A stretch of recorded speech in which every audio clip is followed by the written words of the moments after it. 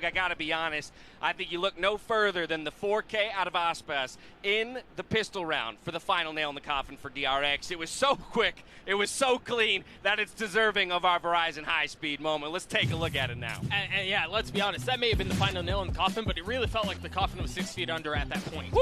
And they were just dropping the nail already. They just looked so good. It was a 9-3 half. It was not a 3-9 blessing. They were not able to convert it into something meaningful. And I think, honestly, part of me, I'll admit, part of me is a little disappointed with how DRX looked, right? Yeah. Because I expected more out of them. I expected more out of Buzz, and they just weren't there. And here's the thing, Right there with you. they came in with something new, right? Like they came out with a brand new composition. They copied Loud's comp. The prep was clear, but the game plan fell apart. And again, a big part of that was Aspas. He was great in the second half, but he was incredible in that first half. Yeah, this guy just absolutely showed up in map number 1. I mean, dropping the 366 ACS, a 3.1 KDA. It was like, Absolutely nasty. it may have been like 25 or something. After. It was whatever it was utterly disgusting what he was able to do. And yeah, Buzz just could not hold a candle to him there in that first map. And I have to wonder, is he going to be able to find some comfort, find his footing as we get ready to go over to Icebox? Because yes, that's going to be a lot more familiar territory as far as a map goes that you're going to be playing on. But it's still a very foreign crowd, foreign stage to be sitting on. Yeah, I mean, look, end of the day, we do have to remember that this was, of course, Loud's map choice, and so they're going to feel good about getting that win. But for DRX, it's all full focus on the Icebox and how you can pivot from there. We take a look at how the match itself broke down overall. Again, just dominance across the board for Loud here. Yeah, it really was. DRX, the early rounds where we saw things were good. At the halftime, you talked about literally भाई last कितने कॉम्पी खेला they होगा put in the preparation. 20-25 But जितने भी after खेला that भाई first मैंने contact, Phoenix लिया after Loud figured out that, hey, we just need to give this space and play into these retakes, DRX never really had a solution, whether it was जान खा flanking गया from Phoenix behind or putting down utility, waiting for DRX to go long, and then clearing backside and dividing things up in these भाई retakes. sexy लगता है अपना एक Loud करूँगा is ना always winning them, look पे and that's because this comp is built to win in these retake situations. The Harbor utility is just so good for it. Now, and this is हाँ where I'll be quality honest सही with है you, I know hindsight is bay quality 20/20, sexy आ रही है but bay was my major concern when I see DRX lock in the exact same composition that Loud has भाई, already had quality plenty of sexy uh practice रही on है this map. They know how their own composition plays, इतना and we क्या kind होना? of saw that on display as they dismantled them from the defensive side. I mean, this goes back to what Mako देखना said in पड़ेगा one of beach the में से post-match lag ना हो ना interviews. It was, you know what, we like when teams play our comps because we know how to counter-strat Yeah. it. But this is them falling into that very same trap. I think that Loud probably expected them to make some adjustments. I think maybe if they had just run that double controller comp that we were seeing from them previously, maybe this could be looking like a different result, but it's hard to say. Yeah, but it wasn't that one of the मतलब asks that मेरी we had यहाँ out of फिर वहाँ DRX. पे Do something different. Sure. Provide something new. Sure. And they did. So if they're able to provide something new and it still kind of falls flat on his face, where's the solution? Is it in Buzz? Is it in Stacks? Like where is the spark? I think the solution is in Stacks in the IGLing, because I think DRX thus far has shown this tournament that when their initial idea struggles, they are not the strongest team at making an adaptation, making a plan on the fly, and coming up with that. They're very good at the pre-prep, at coming out with the ideas early. But when that initial contact hits, we've seen in this game, we saw in their game versus Cloud9 where they got countered, where when they are countered, this team struggles to get back into games. भाई अपनी मातृभाषा सुनेंगे ना भाई अच्छी quality आती है भाई Twitch पे मैं Twitch पे देख रहा हूं but it was a miss, and I think you can acknowledge that on map 1. And so again, it's about how you recover and reassemble here for Icebox, and that's where I kind of want to turn our attention now, Achilles. Talk about this Icebox and what is available as an option for DRX to maybe turn the momentum of this series. I mean, I think we're probably going to be saying a little bit more of the same stuff as far as the composition is concerned. It's more going to be about do they change their plant positions, do they change up the way that they utilize the utility to get themselves on the site when they're on that attacking side.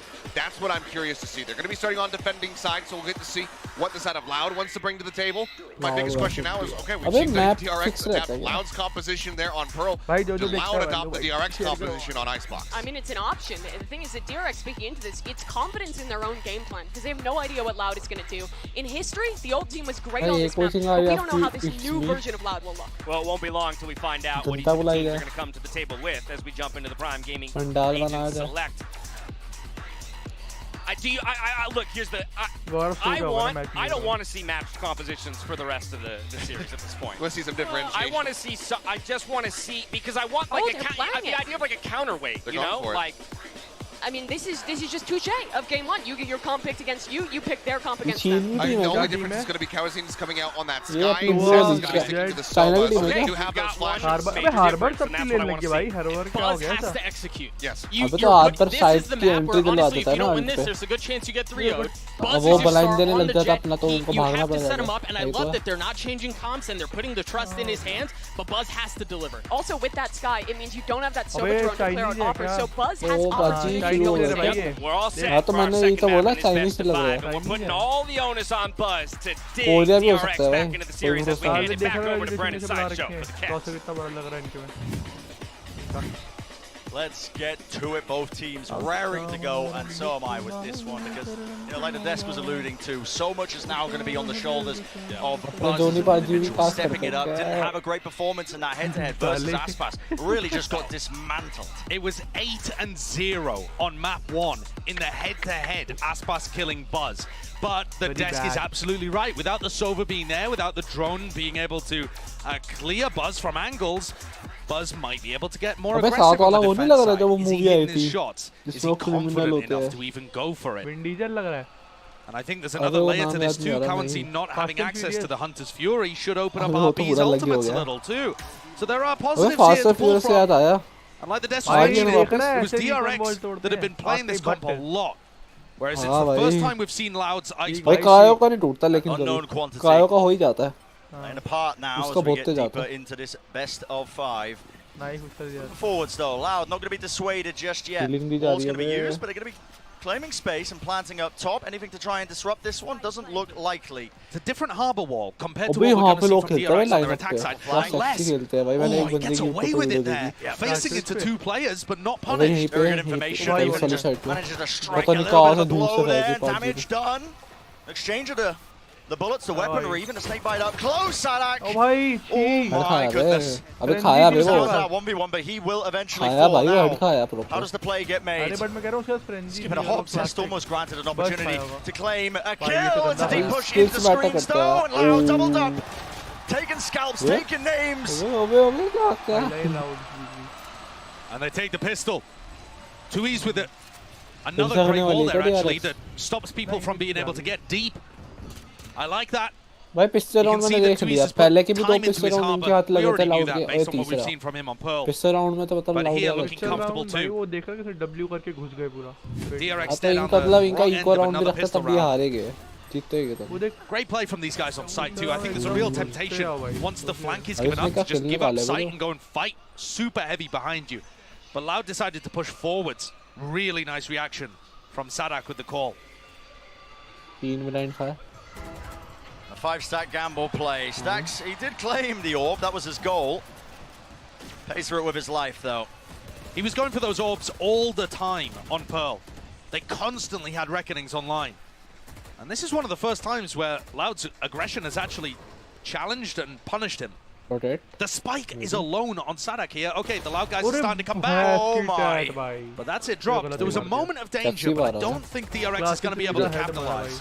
Still swinging Why wide. These PSA? classics are actually making quite short work of things. Still, Mako ended up taking a भागा भाग oh decent no chunk of health away when he was trying to contest and fight that one. Now a close angle. Flash the right click over the top. How does he duck and सही weave and दे रहा dodge है। this one? The answer Last is he one भी तो- doesn't.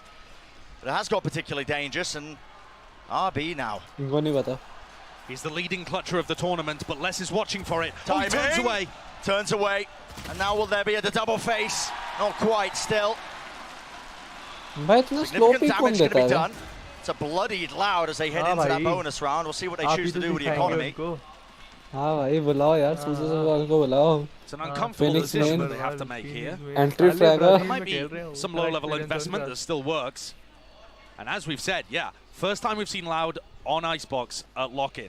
Loud have only been forced to show 3 maps भाई up ऐसी to this quality मेरे को point. भी चाहिए यार। And they've been गेम की very अबे क्या clean. है जब भी video England dropping women that single cricketer overtime pearl Virat Kohli against को NRG. प्रपोज किया शादी के लिए पहले It's actually still a pretty decent bonus round for Loud. They're going to be able to invest fairly heavily into this. भाई ये चीज उसे भेजो And ना they're trying to apply pressure over towards B. So using the cascade, and I think this makes a lot of sense. With that cascade online, I don't think you need the Sova drone as much. Kawanzin can rely on the Sky, which he's been playing at this tournament alongside Breach. We haven't seen any Sova from him. It does relieve that necessity of having the drone, like we were discussing, you know, to push players, oppers off that angle when they are just walled off like that. Now, there was an early approach here. You can see Aspas giving up a bit of that space. There was a deep flash now, but look, the reason why B main control, slowly, steadily gained. Interesting turret, isn't it? भाई Gets ये posted BCD की while the lobby में high ये tide है is कि up. तुम 1 second And से ज़्यादा after this पीछे नहीं wall कर सकते. drops, एक it kind of controls the area. Or at भाई least बस एक gives you good information if people are going to पिछने swing की through the देरी है wall as to किसी where के. they're coming from. Oh, and they're moving up deep into position. Flash push forwards, a Well, reckoning as well. Double Positioning known, and guess what? Laying claim to this one, less from the sidelines. Just creating moment after moment for his team. 4 players left up for Loud, and they do not feel like they're dissuaded, despite the fact that they had the weaker weapons. Still, there is that answer. Zest, good kill to find. Left down to that 3v3 now. And this looks dangerous and very well planned out by Loud. Can the post plant hold on? It's not planted in a great spot. Dash forwards though, cuts up the angle, and that's Sadak out in the open. 2 years, Sheriff shot does find itself. He's got the rifle, but it's not quite planted for him. The angle, having to defuse. नहीं होएगा बे नहीं होएगा. वाह भाई. Absolute insanity. अबे jet ने हक दिया बे. ले सकती थी वो. गाली खाई होगी. And Loud looking immaculate again. अबे वो The भाई. bonus round strategy is so nice. Cover The देना way था that they तो. take B control and then lurk less up. And that's the Ah, value इसका from the POV sky आएगा. is the flash through the wall, getting deep and allowing for that post plant. Cowanzine looking deadly in the clutch. And Buzz has his chance, right? That's the moment where you want Buzz to step up, win a round for his team, hold the momentum of Loud.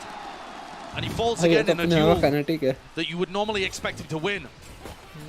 Updraft up top, that's to try and punish this. Aware that they're trying to grab these orbs. And Buzz gets it. That's the Blade Storm. Can he be the difference maker? It's all going to be broken. Sadak is aware of this, knows that there's a few players close, and space being gained. Buzz only to 1 before an instant answer back, but this crossfire, despite the weaker guns, despite the pistols, it is DRX who are making the most of this one now. What is the call? Aspas, kill claim, dashes back. The space still going to be vacuumed up. And it's gorgeous. The way that Aspas' dash backwards plays Tui's into the angle. This does not look like a new team. These do not look like newer players. I know Sadak said that we're a new roster, you know, we have to prove ourselves again. But when you watch the teamwork of the newer players, Cowanzine and Tui's, they have been integrated so well into this squad. The fundamentals look, to me, just as good as they did with the old Loud squad. And maybe that means Tui's doesn't quite get as active in the round as somebody like Pankara or Mako, but it doesn't really make too much difference. So here we see it again, the Cascade to take B long control. Buzz, his confidence certainly hasn't waned after Pearl. And still, Seeker spots the target, Sadak moves forwards, where's the kill? Dash up top, kill still found right as he's evacuating. And he needed to be the difference maker, just cannot land that second shot. He'll have another chance though. Unrelenting is what it feels like when you're on the opposing side of this one. Loud, not willing to give anything up, and the spike was planted in the middle of all of that. वो है ना ओप मैंने उसका देखा उसका ना थोड़ा with level ज़्यादा रहता है मतलब बंदे के साइड से जाएगी ना तब भी उसको छू जाती है वो TRX, what can they do with this? Off angle is magical. Not a player aware of it. 2v3, Buzz, what can you find? Zest in the pit. Gets the first obstacle down, but the angle's watched for. And it's just too much to do, isn't it? Tap of the spike, doubled up, decaying all the way down. 1 kill from the Tracers, but time far too low to make the most of it. And Josh, this map, we were talking about it, the desk was talking about it, it needed to be the time for DRX to strike back, to show that they had what it takes to really compete. And so far, it's not looking good for them. I think it's a must-win. It's the first map in the series that DRX had a chance to pick, so it's up at the top of their pool as well. They've demonstrated how strong they are on Icebox against some of the other teams they've played. And also, once you get deeper, once you get to Split and Fracture, Loud have already showcased that they look incredibly scary there. If Loud can't get punished on a map they haven't even had to show so far, where can DRX even win? Where is the limit? That's the big question. And I think at the moment, Buzz is actually doing a fairly good job of applying some pressure, but the whole of DRX's defense is getting steamrolled by the pace that Loud are playing at. Here again, less up through tube. Looking to get aggressive. Now last time RB was the one that died early and opened the gap as the turret went down. This time Les bullies his way through and pulls RB back towards him for another cheap kill. And he won't be dealt with. Pop flash play, Mako just so unaware. I love this from Loud. And to think that they haven't even had to show Icebox so far in this tournament. And it looks this drilled. They're getting all of the benefits of the KO in terms of the flash through their wall. But they also have the reconnaissance of the dog too. Rifle upgrade. But so much to do for Buzz. And Aspas, short work, isn't it? 6-0 lead for Loud on the second map after dismantling DRX 13-5 on Pearl. And it feels like they could still show us more unique strategies. Yeah. We've seen heavy B pressure. And I think the addition of the Harbor into these comps, playing Harbor Viper, makes it really difficult for Buzz to get aggressive. He's always got a cascade in his face.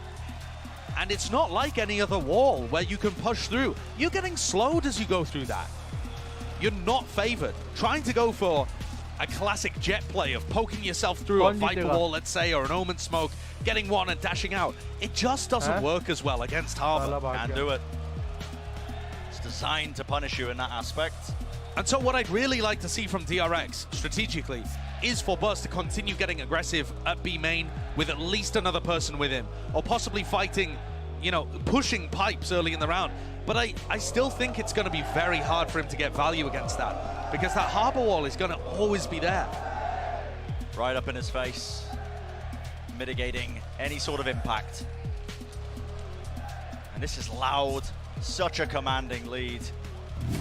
And you can feel it really building as well, just all the energy. Proud at their sides.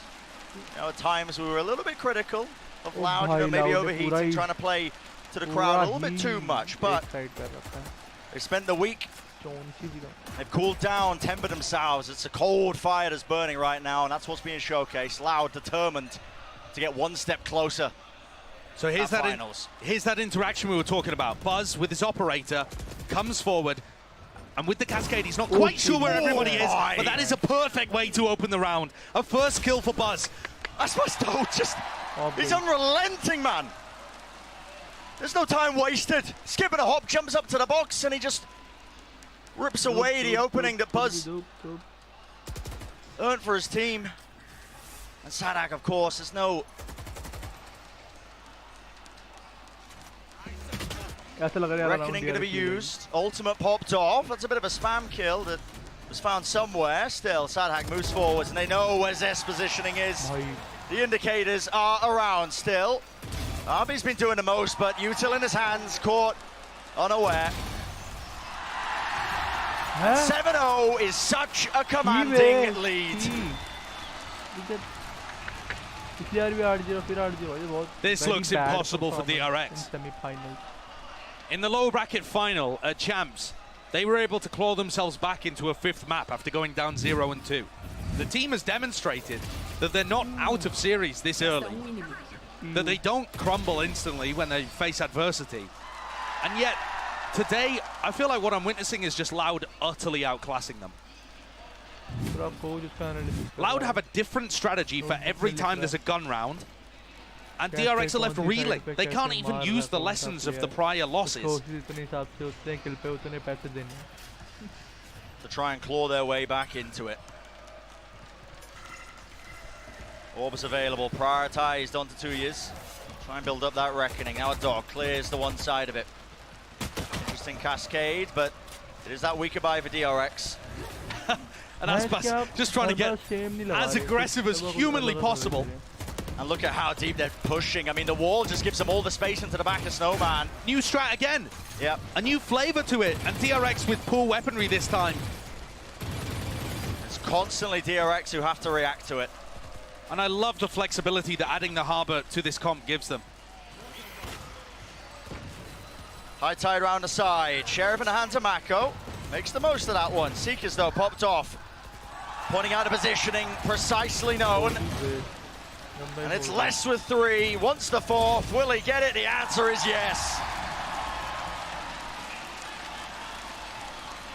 भाई 0-13 से हरा दे मैं तो भाई पागल हो जाएगा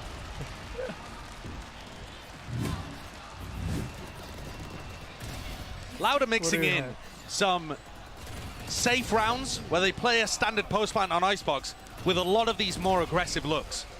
This time the wall allows them to take snowman control. Previously they've been flashing through it and getting aggressive on people waiting to play the retake. There's always something different being thrown at DRX.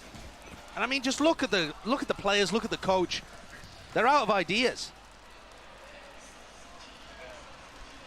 Speechless.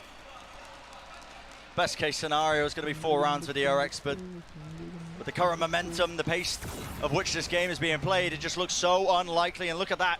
All those orbs that were being prioritized, the 2 years once more, grants them all the space in the world to get a free plant, and less has been this consistent thorn in their sides. That's nice, well done. Drone coming down mid from Zest, looks back up tube and sets up for that kill, but they've taken snowman control again. Doubled up crossfire. Mako's good to claim 1, but it's an immediate trade. Lockdown for a lockdown now. This is where things get scrappy. Moving across, it's Aspas! Still gonna deal with him. Buzz does step up to the challenge. Lockdown gonna be catching, and Sadak, well, out in the open. Buzz gonna be able to stick this one without a care in the world, and there will be no silly business, no knives to be found, but eventually it is DRX able to claim that first round on the board. Can DRX string this together into any form of momentum? This time, the ult being very important. But I also think that DRX had a nice idea there at driving a wedge in on the retake and separating one half of the post planners from the other. The crowd there genuinely looking disappointed that this wasn't a 12-0 half. Yep, things you not be used to, honestly, but listen, when in Brazil. A push down the tube here from Stax, following his cascade and a recon dart. Looking maybe to add a different flavor to this as Buzz finds another first kill. Things starting to go the way here of the Korean team. But are the adaptations going to be enough? They've been left reeling is what it feels like still. Flick of the wrist up top. That's the angle to try and watch for. Aspas really being pushed onto the common angle now. Top of the box, Mako. Vandal in his hand, doesn't want to spray. Snakebite at the floor though. Should keep him safe for but a moment. Now though, it's going to get difficult as the smokes start to fade away and dissipate. Kawazine, Flash was waiting. No play off of it, but that's just spam. Aspas catching it. Zest is low. Stax does trade. But this is very quickly getting out of hands right now for DRX. One of the sole opportunities for them. But Stax, the wiggle with the movement, he makes himself an elusive target. So well played by Stax. The trade, the anchoring, and shuts things down with a 4K. A major round for Team Captain and IGL when DRX need it most. 4 rounds in this half is the bare minimum to get things back on track. For our podium team, bronze plays gold from champs, and right now you're seeing that gap between 3rd and 1st. But of course, Loud with those 2 changes, you expect a different result here, and instead it has been just as dominant. Stax looks to try and turn the ship, and Loud take a timeout to hold that momentum before it can go anywhere. Angered the beast. There's that timeout being taken by Loud. Guys, what's going on? We dropped 2 rounds. Not going to get that 12-0 at the half that we were hunting for. And Buzz has been able to find some value with the operator. He's actually working around the cascade very nicely. Even when he was on his own at B, found a first blood, able to drop back. And it seems like DRX want a hard anchor A, which I think is a nice adjustment too. If you end up playing back on A and playing retake or post-plant utility, what you end up finding is the harbor walls just lock you out. So I like the adjustments, but to me, Bren, the problem is DRX are just adjusting way too late. Do you remember on Pearl where it was round 11 by the time they broke the alarm bot for the first time and really put pressure on Sadak's defensive holds? It feels the same here again. It's round 10, round 11 by the time DRX are figuring out what they need to do. Making those adjustments. And that string of rounds by Loud, I mean, listen, they have kept the money up. It's practically pouring out of their pockets, being able to get buy after buy despite losing the back 2 rounds. There was an opportunity there. Buzz, I believe he spotted a body. Moves away. This is an angle that he has been playing, but Sadak, okay, a bit brave from him. Not expecting that angle to be watched for. Dog round the side. That's time to the cascade, so it can't be broken as easily. Clears away the 1-box. Tap of the plant. Close. Stray shot. And it looks like Stax might want to challenge over at Snowman too. This fight is about to be taking place at the back of Snowman. Feels like it's going to be important. Stax out in the open. RB does collapse from the side, but Kawazin felt like he was fully moving. Still claims the kill, and it's got the pit online. Danger time. Retaking with the operator, but how do you do it? Zest clears one of the obstacles out. You could try pushing a Hunter's Fury in here and seeing if Buzz can follow it, but he's only one player. Doesn't have the dash. Shock dart. Seems better to just group up. Tap onto the spike, forces the snake bite. 2 years moving forwards, and it's a flick of the wrist. Locks on. Down to Buzz. No time left. Decay going to be building back up here. Half on the defuse. Percentage play gets off of it. Re-smokes all the way. You gotta be joking. So calm in the moment. And Buzz, he silences the crowd. And I think he's done a great job at silencing the doubters too. Horrendous performance for him individually on Pearl, but he has bounced back. His operator and that clutch being about the only thing that DRX have got working for them on Icebox. 12 and 9, stepping up to Aspas and providing one last lifeline for DRX to hold on to here. If they get the 4th and get the pistol, maybe they can make a map of this. The economy's still not challenged for Loud, of course, after 8-1 rounds in a row. But the adjustment has come, and so much of it has been based off Buzz. Holding this corner. Is anybody going to be there to try and break this Trailblazer that's being used over and over again? Shot out of the sky. But the supporting high tide allows Buzz to get back up on the angle, because he knows that they are going to struggle to get through there without that piece of utility. And like I said, the adjustments, they really are coming. It just takes it just takes DRX, my apologies, just a bit too long. We'll see a pivot now from Loud. They've got a good ultimate to try and cleave their way into this site. The Seeker's online. Kawazin wants to lead it over Flash, is what it seems like. Now the Reckoning. Right into the back. Sadak not scared of taking this space. Even the fight as well wants to be the point of contact. Nanoswarm lay down on his feet, and DRX, no attempt from them to try and refight this one. They had plenty of ults to do so. But there's the Reckoning, used up close. Aspas forced to move. Hunter's Fury as well, spots them out. One tag onto Sadak. Will there be anything else? Kill found still. Loud, still alive. Aspas trying to take the fight to them. What a great reset from Mako. And yes, a reset. Viper's pit down, but brought down out of it. Reflanked by Yes, unless just finalizes it. 9-3, familiar sights for Loud and DRX, dating back all the way to champs. Exactly the same result from Pearl. The same level of dominance. And the first time we've seen Loud on Icebox. What can't this team do? Just seem impossible, doesn't it? And unstoppable, if you're thinking about Loud. Absolutely fluid as the gameplay, great adaptations, but I'm curious, the first half done, let's send it down to the desk to find out more. Thank you so much, Bran. It's another 9-3 first half, and it comes in our first look at Loud on Icebox. And Mimi, this team has just owned the B site for the entire first half of the game. Yeah, and I had questions about how they were going to be able to play it with this composition without the Sova, but I think the executes they've had thus far with this Skydog, the way that they're playing that space has been really good. You see in this round initially they're providing some pressure towards A, but eventually pivot back towards the B site in the late round. They're able to use the Dog to take space back yellow, and then they use the Reckoning to push really deep. When DRX played this comp on attack, they very much had an emphasis on the A site, taking that with the Orb, whereas for Loud with the Sky in the mix, their emphasis is a lot more on taking space on B, putting up their smokes, and then flashing through them and continuing to fight in their post plants, which adds a lot of complexity to the comp. Now, we put a big spotlight, of course, on the Jet matchup in match number 1, but this is the guy I want to take a look at here, Les, Loud. He deserves the spotlight right now. Les has been performing out of his mind on the Viper. Mako's doing his damnedest to try to keep up with this guy, but Les is coming out here feeling a little under the weather, but deciding to persevere through that play here on the stage in front of the fans, and my God, is he delivering right now. Some of the clutches that he's been able to pull off, some of those plays, especially in those last couple rounds, have been absolutely immaculate, and you could not tell that he wasn't feeling 100% right now. And now, Doug, there's no two ways around it. It's looking dire for DRX here. It's their map choice. They go down 9-3. They were lucky to get 3 rounds, in fact, when they were looking at an 8-0. So what do you want to see on the second half? Yeah, I think it could have easily been an 8-4. You think about that second to last round, the op going down, the Bulldog is invested in the next one because you can't financially handle it, and we're talking about an entirely different half, and that's really concerning that that's how it played out, because I don't know how much fight you have left in you. This was the map you had to win.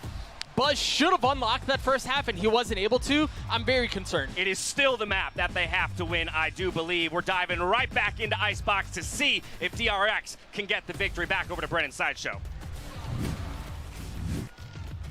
This pistol round has everything on it for DRX. The desk highlighting just how important Icebox is to win for them. And look at that, even that 75% attacking round win rate at Icebox. Maybe the stats do back them up, but did the stats take into effect and account the fact that they're going up against Loud? I mean, yeah, it's a different beast entirely. It really is. This pistol so important. Aspas is disrespecting it. That's Look insane. at this, contacting through. Oh my goodness, ships in the night, and Aspas claims the kill. He heard the updraft, he knew the positioning was there. There's so much confidence. It's outrageous confidence from Aspas, disrespecting every part of what DRX are doing.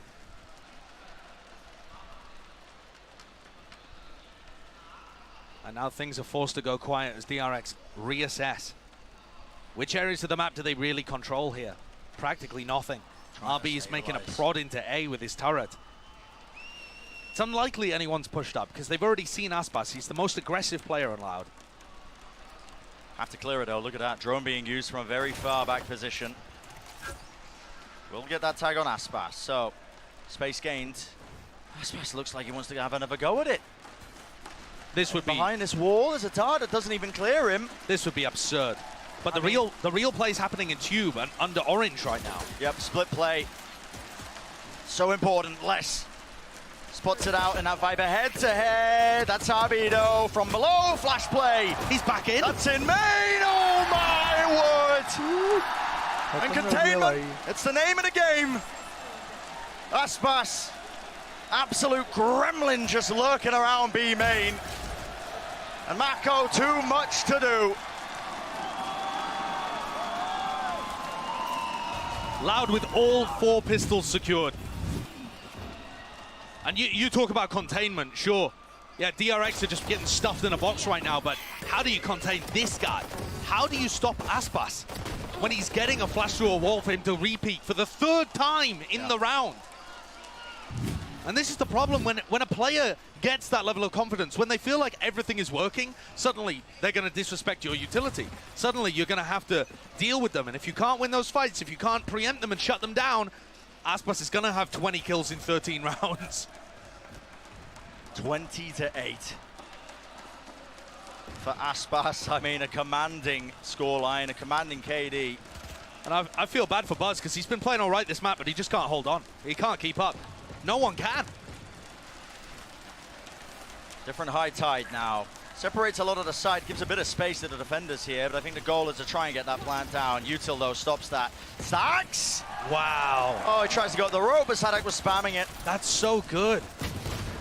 Hopes and dreams resting on these shoulders. Trying to hit these shots with the pistols, but Loud far too good. Never a missed opportunity. Never any signs of weakness so far in this series. DRX not going for the force, just happy, allowing Loud to get up to that 11th round. And this, I mean, look at the score. 13-5 map 1, 11-3 lead for Loud map 2. They're not joking this. They look insane. And I want to cast people's minds back to the lower bracket final at Champions, where DRX met against you know, the NRG core, then known as Optic, they lost 13-8, 13-5 on the first 2 maps, and they still pulled it to map 5. So it may still be too early to count DRX out of this. They might still make a match of it. But so far, this has just been a flattening. Yeah. It's a tier gap between these two teams. It's just a dismantling. Loud have turned up here. The sole representative of the Americas left in the lock-in tournament in this top 4 between our teams. And oh my goodness, I mean, the representatives of the Pacific region just left absolutely scrambling. And so a timeout for DRX, the last one being used in this map. And the DRX players were coming into this talking about revenge. We spoke to the owner of DRX as well. He was saying, oh, we're looking forward to it. That revenge match, redemption for us. And instead, it looks like the continuation of a rivalry where DRX are getting trodden on. And it's only going to fire them up into the future, I am sure. But for now, my God, how those players must be feeling. The fire they had coming into the game getting quashed. Yeah. Loud in firm control. Drone to push them back, clears off that angle. But it is that high-low setup. It looks like at least Loud ready to take a fight if necessary. They have their weaker guns, weaker weapons. Still, Dart's going to be cleaned up, and they do respect that util. Must-win round for DRX. It's a little bit shaky. Spray downs there, shots being fired, and Zest is really just being caught out in the open, down to 48 health now. Spike will go down, though, in that 4v4, but the way Loud have been playing, anything could happen. They don't have rifles, but we'll see. Moving forwards now, waiting for the next wave of that utility. These passive post plants really hurt DRX on Pearl. Mako needs to spot this. A wide swing, Aspas, how do you win that? Way all the way through, good movement from Sadak still. He will get his head ripped straight off. Now Aspas, 18 health. And a dream. Not much more offered to him. And so DRX, another round claimed. Puts them at 4. But it's a long road to try and pave their way to any sort of semblance of victory.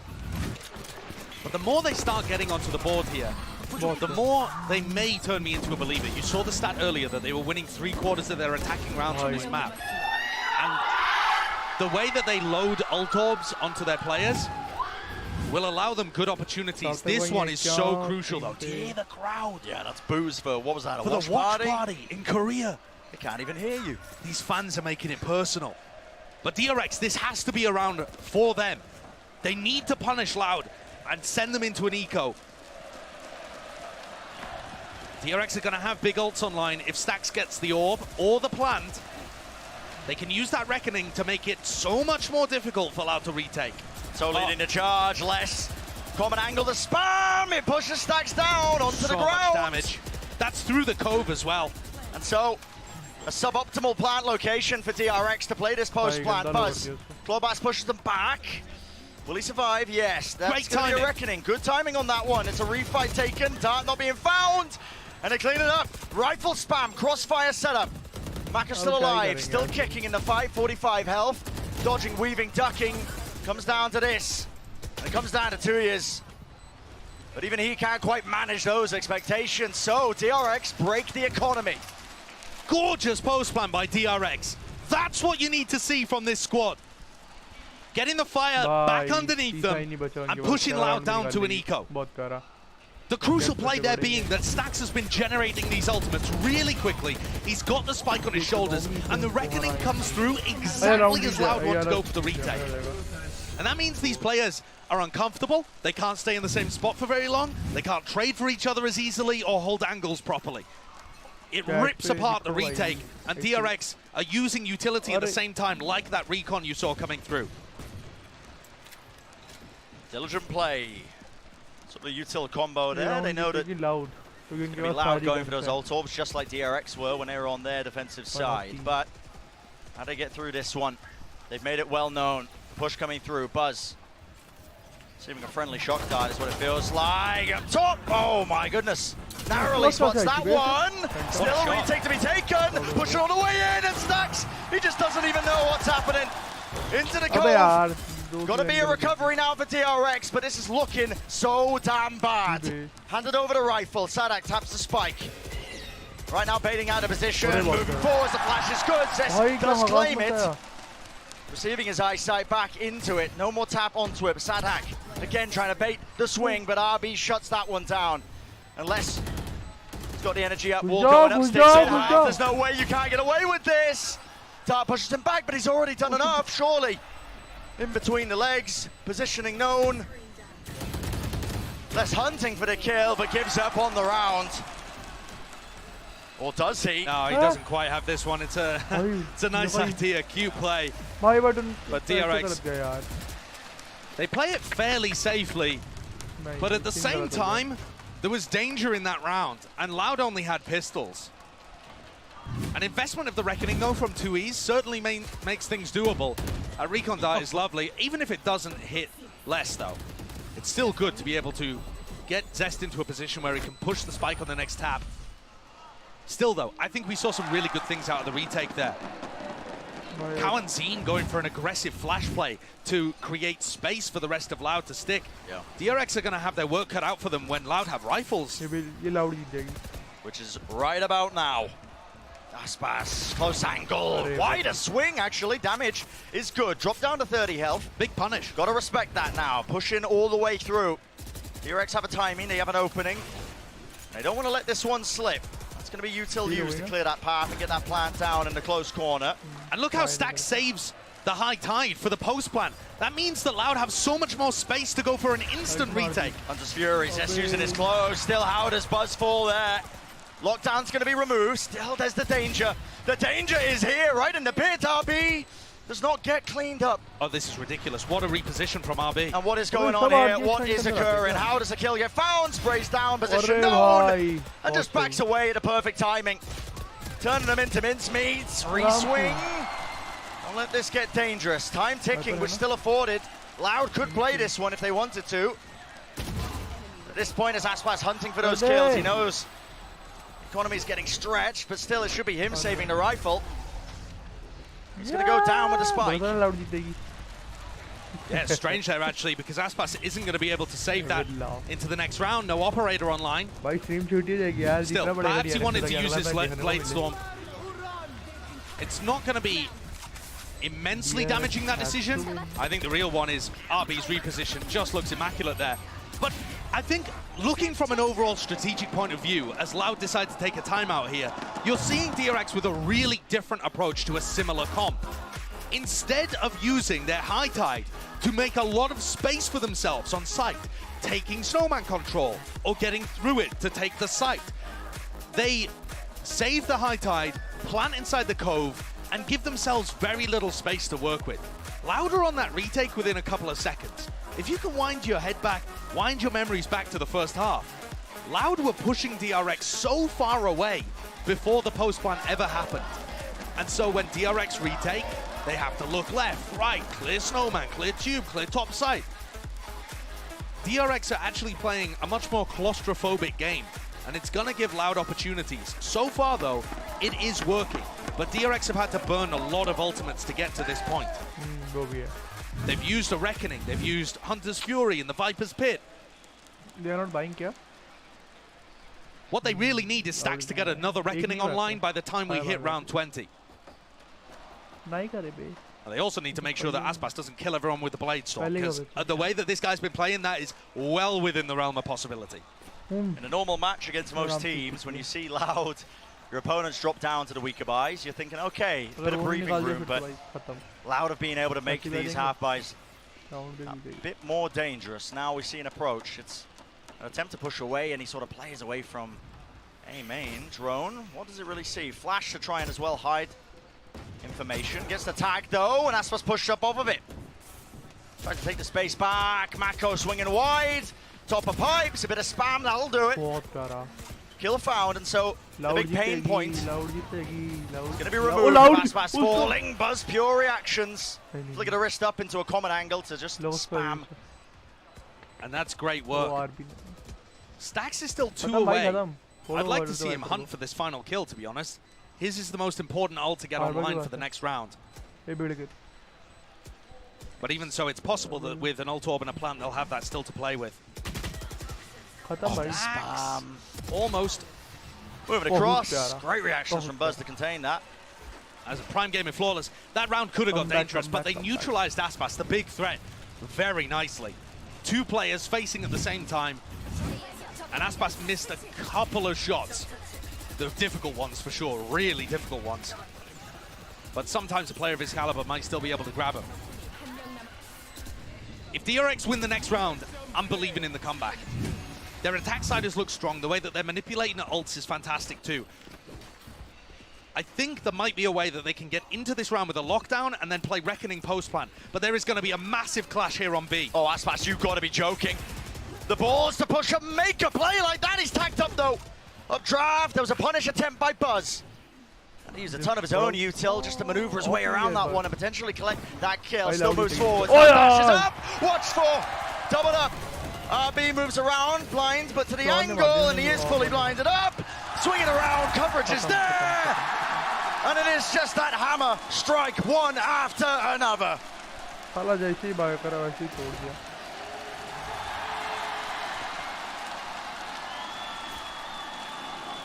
Kawanzi in Sky looks so phenomenal, man.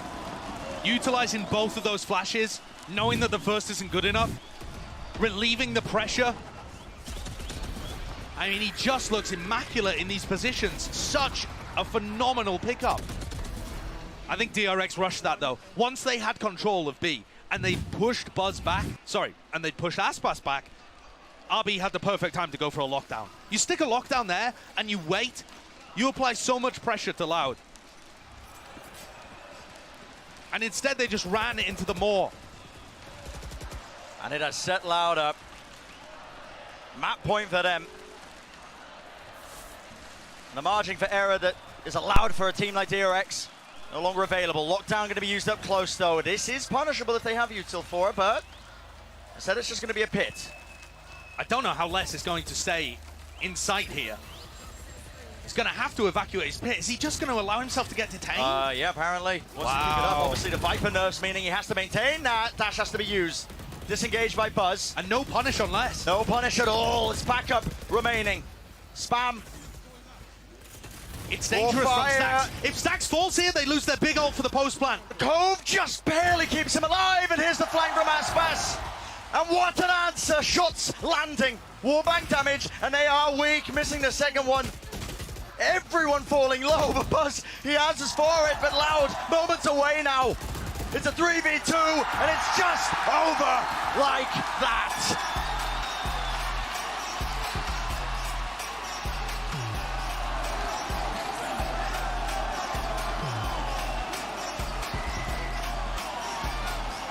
This retake style looks incredible from Loud.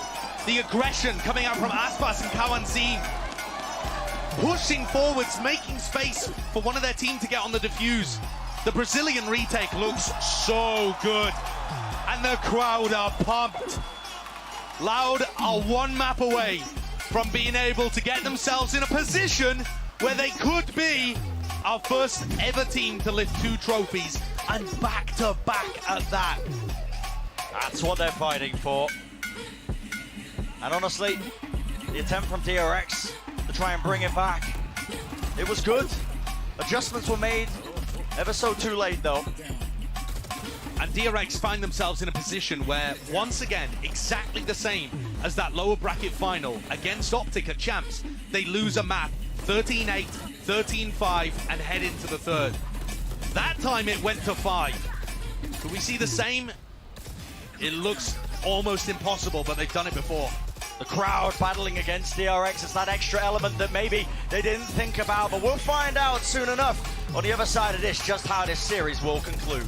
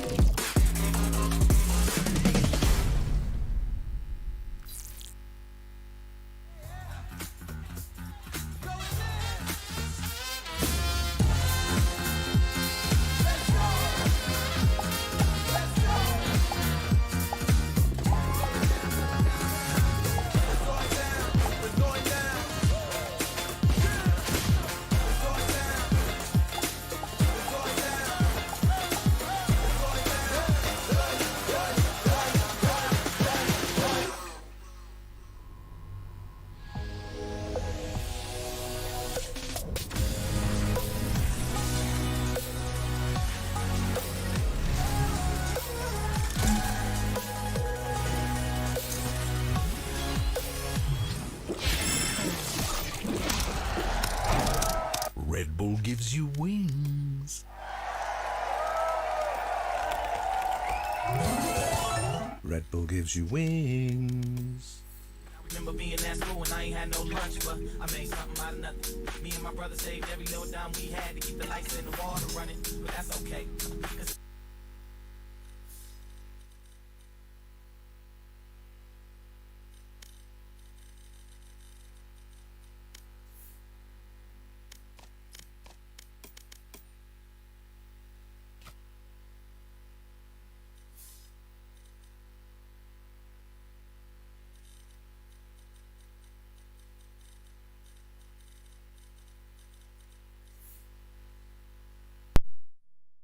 एक ही match खिलाया गया होता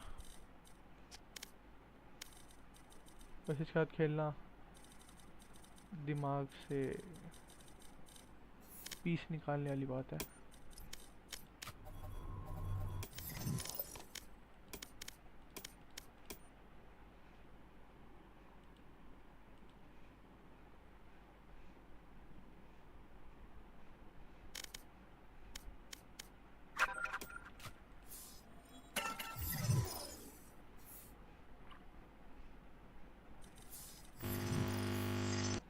भाई भाई भाई आवाज please आवाज किससे आ रही है माइक खराब है क्या अच्छा इनके साथ खेलूंगा तो मैं डी रैंक होऊंगा भाई गोल्ड है मैं कॉप अप ही नहीं कर पाऊंगा so let's practice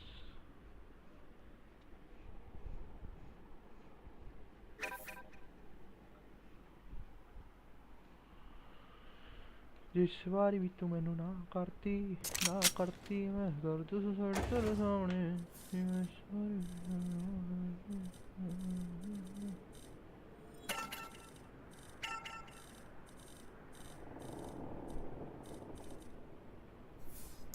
Tata Docomo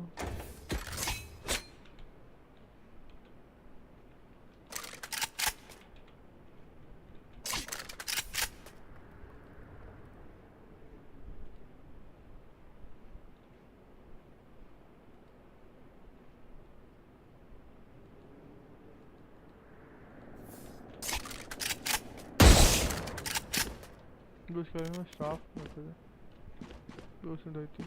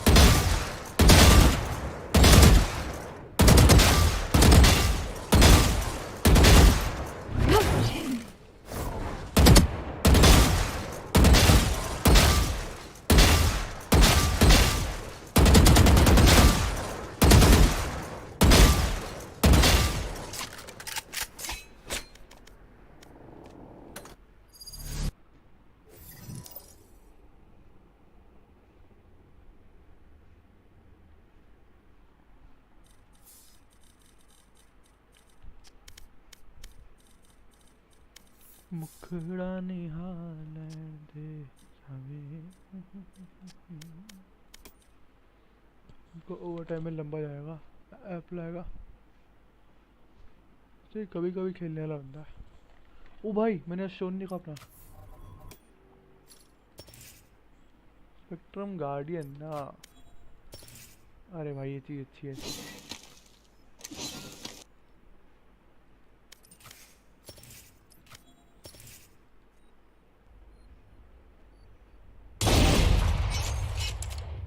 बड़ी भारी लग रही है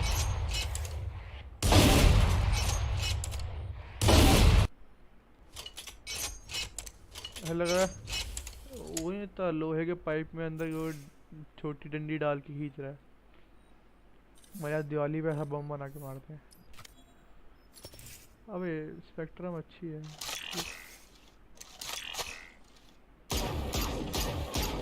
गार्डियन तो फायदा नहीं लेगा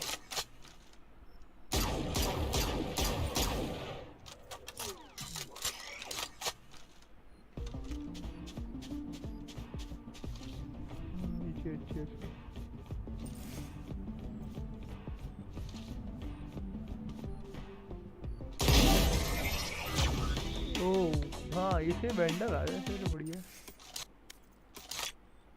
कलर से बढ़िया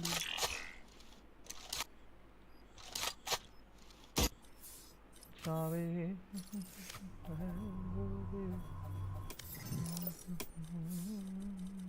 थोड़ा चलो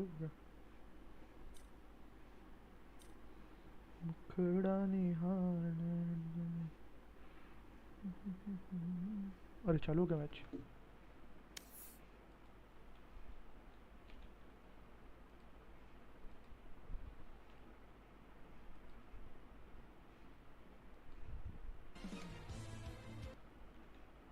as well, clears some space for them. So just farming up a couple of these ult orbs now onto the DRX side and making it a rather clean and flawless anti-eco round.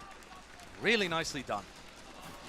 I feel like DRX in the last couple of maps, I'm including, you know, Split and Icebox here, have actually been much better at shutting down Loud's economies.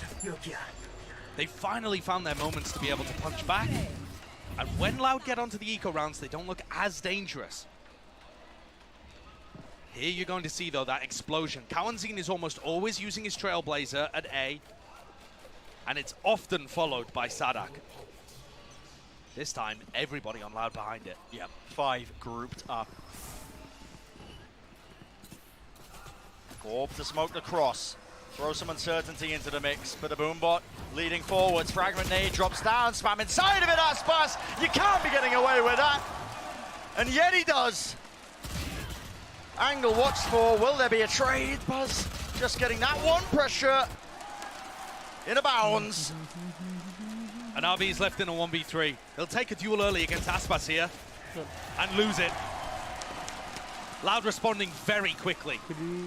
And despite the fact that DRX were ready for that hit to go through, their pull nade combo was still late.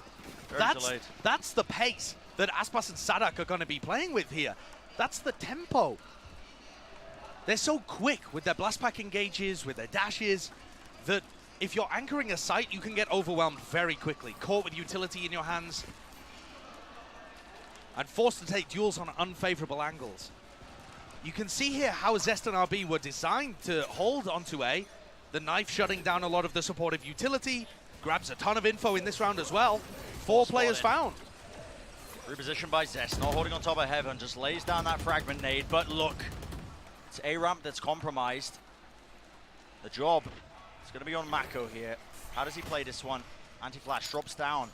Taking space once more. This nade is going to be causing all sorts of issues, and he chooses to back away. Snakebite though, but a utility traded out, making sure that nobody could really capitalize off of that. Instead, the play is made towards the side. This is where the fight takes place. Zest has to be the man of the hour. Dodge, duck, weave around. Stacks assisting and helping him out. An absolute concrete hold here of the site. Very nice hold. Very nice hold from DRX, working themselves together. And that one was difficult. Loud's ability to explode through B forces DRX to use util early. Even though Loud were only taking a ramp, DRX have to give them the respect as if that could be a full hit onto A, and they use the pull and they use the nade early. So when Loud go for the re-hit into A, there is no pull available, there is no nade available. They just have to anchor. They've called rotates though and read that very nicely, Stax and the rest of DRX, and they hold on. But you're getting a glimpse into how dangerous Loud's comp can be here. It takes a lot of preparation and very fast reactions. So, weaker weaponry. Loud have still been dangerous in the past when they've got just the Sheriffs. Pop flash play, smoke to meet them. Snakebite as well, that's laid down at the feet. Mako cannot see a bloody thing, but okay, once more Stacks there to bail him out, bit of danger. But Mako's there like a rock. Yeah, and it's just that constant trading, making sure that they relieve the pressure, making sure that if one player backs away, there's someone else to step up. It's a point that we didn't really bring up too hard, but in these best of fives, it is a different element added. Your map pool is going to get pushed and pulled and tested. Absolutely true. In ways that it hasn't done before. And Loud have been a team that relies on their attack side split. Because of the way that their composition works, they've been bowling teams over on this half of the map. And I think back to the game against NRG. NRG had a decision to run a... And I think back to the game against NRG. NRG had a decision to run an operator on their Astra defense that I thought smacked of not quite having the right experience against Loud and how to counter them. Trying to counterplay them just by assuming they'd walk into it. Yeah, whereas instead the pace just bowled NRG over. RB's not going to be doing that. RB's a very rifle-heavy player, and he's also extremely sensible with how he uses his utility to help his other teammates. He's become a very good sight anchor, despite that not originally being his MO. Darling. Down just after I'm talking about how safe RB usually plays. Zest and RB cook up a play like that. Throwing it into the mix. Seekers was used. I think that makes sense as a mid-round informational play, but really early on, before you've got any idea that they could be in B main. And this opens the door for Sadak to double blast back in here with his ult. Showstopper. Zest miles away from getting his knife back online to try and cancel this one. And there we go, Dog. Satchel right up into heaven, the rocket. Oh, it sings, but it doesn't quite land onto any sort of target. And now DRX make the play, they make the call. They want to try and contest this. They want to try and fight this. Sadak, well, his position's known. 41 health. With the most to do. First one found. Crowd roaring. Nade is really good, and my goodness. Very close. Too close for comfort for DRX, surviving with just one player, but Stax does shut that down before it got really dangerous. And while the crowd are oohing and ahhing about the possibility of Sadak winning a 1v3, I want to give crazy credit to how DRX are anchoring these positions. They are playing such safe spots and forcing Loud to overextend into them if they want a chance at being able to take that space. They had a player deep in B Heaven, another player really safe in CT. I mean, these guys are playing the most passive angles, passive crossfires you can, and Loud's desire to hunt and get aggressive with their double duelist composition is being punished. I love what I'm seeing so far from DRX. And this was a map thinking way back into the past, when this team was known as Vision Strikers and at the beginning of their time as DRX too. This map was amazing for them. This Korean team had trap plays, they dominated the defense side, their coordination was fantastic, but we haven't seen it as a strength for them in recent times. Perhaps just waiting for this big moment. What a time to really showcase what you're made of. Remember, this is Loud's map pick as well. They took them here, thinking that they had the right idea about it. And the timeout's taken from Loud, looking to readjust, rethink their game plan. If DRX deal with this double duelist composition well on split, that's exactly what Loud are going to be playing on Fracture too. You've got to assume. As long as DRX is going to hold on, maybe there's still hope for them yet. So it could bode well. Early knife, the 0 point used towards A, and the Loud players dodge it. Looking to try and take that space in a more slow manner, contacting forwards. And this is the kind of round where Sadak is going to just try to get a feel for the protocols from DRX. If we dodge their knife on A, what is their response? Do they try and re-clear it? Here you see the Trailblazer used from Stacks in Heaven. Second piece of informational utility used. Oh my, and in the midst of all that, well, guess what? Aspas happy to claim it. Way further forward than the DRX players were expecting. Base and a kill. Flick locks on to the cranium. Stacks going to be calling now from the back seat position, seeing what he can do for his team. See that Cosmic Divide, and Aspas is dealt with, playing so aggressive. Duck and Weed pushing back and forth. Mako just hunting for information. Spike still making his way, but dropped down, and that means Buzz. Let's rip this showstopper, but nobody else waiting for him. In fact, all the targets, Sadak creeping and crawling behind them. I like this from Buzz, though. Question is, can Sadak do something just as good to rip this one open? 12 bullets left, that's Mako. Small response, Satchel used to dissuade this one, pushing forwards, Mako! Listen, it got dicey. I ain't talking FaZe Clan, but eventually this guy's got to save hands, so Mako making it 6-1. In that comeback at the lower bracket final, Mako went crazy, map 3, to be able to bring his team back into it. I'm seeing flashes of the same thing again. I love this idea, though, from Loud to really test how the defense looks on an eco round like this, where you can take more risks, because your chance of reward otherwise is very low. That's going to put a bit of pressure onto it. Do they dodge the 0 point again?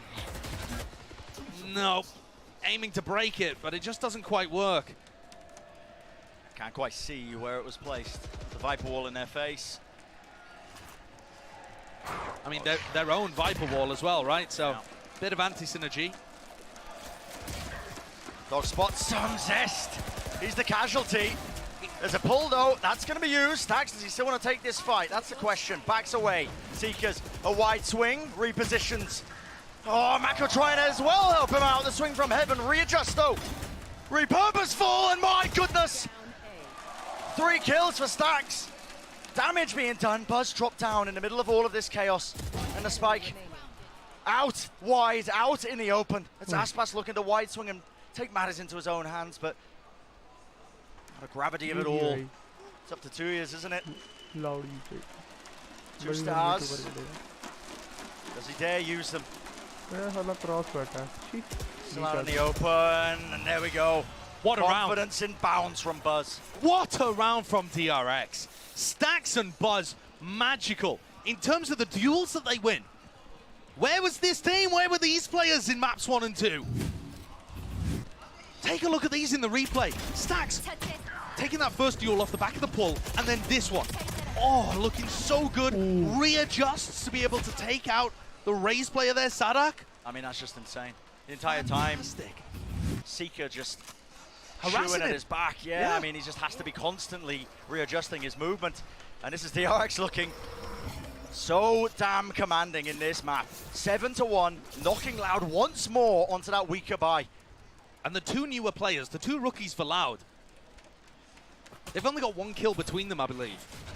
And on Split, they normally have the vast majority of the trades. They're trading Aspas and Sadak, and that's how they get a lot of their kills. Mako, timing! Oh, the crosshair placement! It's not good. Pays for that with his life, hands a rifle over as well. But DRX have still been very stable, even in the 4v5s on Split. They just drop back. Sadak, no, showstopper, that's a direct hit. Almost goes down to the full damage. 4-2 health, smoke still to dissipate as well, relieving this one. RB trying to anchor. A look at the positioning, is it going to be no one tries to at least try and take the fight to them. Satchel weighs his way through, Sheriff's making this more than dangerous, but Stacks responds, now he's the last player alive in that 1v2. Seekers though, knows where they are, grouped up, wider swing, will we see it? No trade, Stacks left for it, and there, just puts it in the bin. Any attempt of a round win there for Loud, the crowd completely silenced. Stax looks like a machine on Split. This is his map. This is his home territory. And I'm telling you, it doesn't matter how many picks that Loud are able to get early on, they cannot hold the help retake style from DRX. Leaving one site anchor, sometimes two site anchors, to play and dance around smokes, to dance around the architecture of the map, and then flooding people in to try and help them is working perfectly to counter Loud. Yeah, break that 0 point. Not a chance. Zest gets the info. And by suppressing Kawanzin early on, he really delays this A ramp take. Kawanzin not able to use his Trailblazer, can't take that side of the map. It slows everything down from Loud. Boombot used to clear mid, but there's the snake bite and the orb. It's an instant response. The dance between both of these teams using utility to offset one another. But Zest has been punished. Out of every player on DRX, Zest has looked like the weak spot on Split. There's no way he takes the fight. And he goes down again. That's the Split changes. That angle didn't exist before. And so first player to fall. But look how quick this is. And Stax nearly has a flashback online. Just full reclearing it. I mean, the confidence to do this one. And look how it's drifting all of the defenders back over towards B. Yep. Buzz is ready to help RB whenever he likes. Mako as well, going to be rejoining the defense now. But there are no stars left online. How does RB anchor without a smoke to play around? Astral Form, nade at his feet. Trailblazer as well, and it's the flood retake, dropping down. Mako couldn't reset the aim. Repositions though. Oh, too many targets for Big Bomb, and well, they all tumble down. Desperate moves from Stax. But a very good defense half nonetheless. I mean, Loud have been putting up 7, 8, more on their attack side so far this tournament when we've seen it. So DRX have already got them in a great spot. And their economy's good enough that they should be able to buy for the rest of the map. Big ults to work with too here. Both teams have a Viper's Pit. And Split works so that the defenders have map control to start with. Mako's should be difficult to get through. It looks like he's going to use it in mid with a Judge. Or maybe he's just going to play the Judge early on and commit his Pit later. Yeah, possibly waiting for the right time to use it. But just holds for now, and it's again Loud. This has been their game plan, pressuring towards A. Every time, God, that's good info. 2 players spotted. It feels like their game plan is bully Zest. And he has been that weak link so far, trying to anchor down the back of the site. Hasn't quite found the right timings for him. Now that util though, drop down, Stars, dash forwards, dog into the back, Zest, yeah, nowhere to run. Who can brave, lame him, it's a waterfall move. DRX attempt to just flood back into that side and play fast and disrupt that take. And it's a punish. And look what happens when the anchor isn't able to stay alive. When Zest falls, those players who are trying to flood in and help him, Loud can put the focus on the retakers, the rotators instead. You contrast that to the round where they're going towards B and RB stays alive for so long. Loud are still hunting for that anchor player, so they can't focus on the players in B Heaven or at CT that are flooding in. I would say Zest has got to adjust, but frankly, it's already late in the half. And I think DRX have done enough to be able to win here. Sure, another one on the board would be great. A 9-3 half. We've only seen 9-3s in the opening halves to these maps, so there would be some poetic irony to it. But I think either way, DRX will be very happy about this.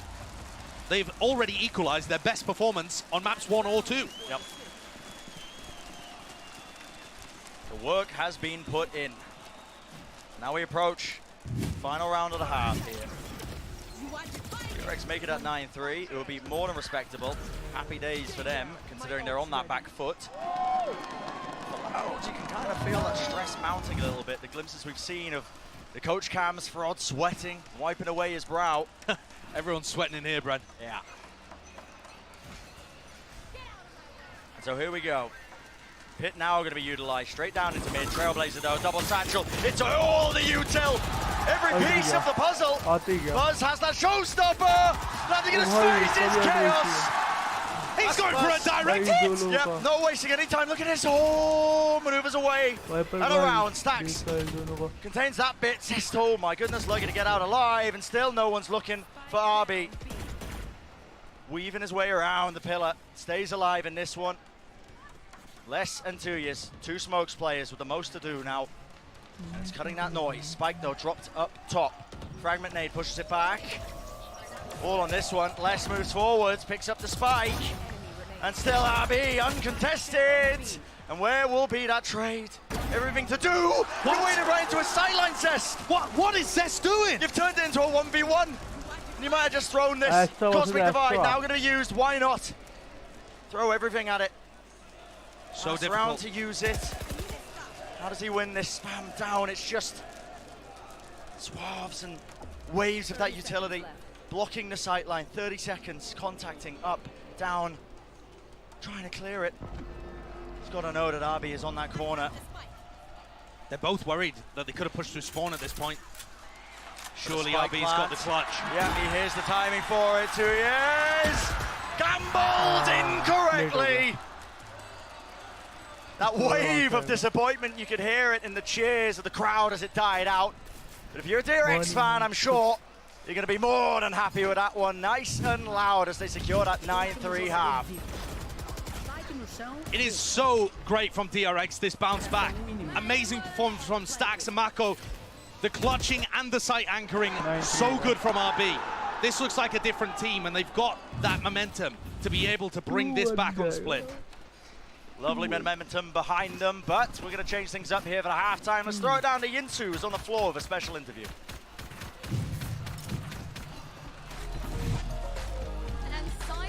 I am now joined by Coriano, streamer for Loud, and also FRT, the captain of the show match that's going to happen in a couple of days. First of all, thank you for letting me crash your watch party. How's it going? How's the watch party going? First of all, hi guys, I'm Coriano.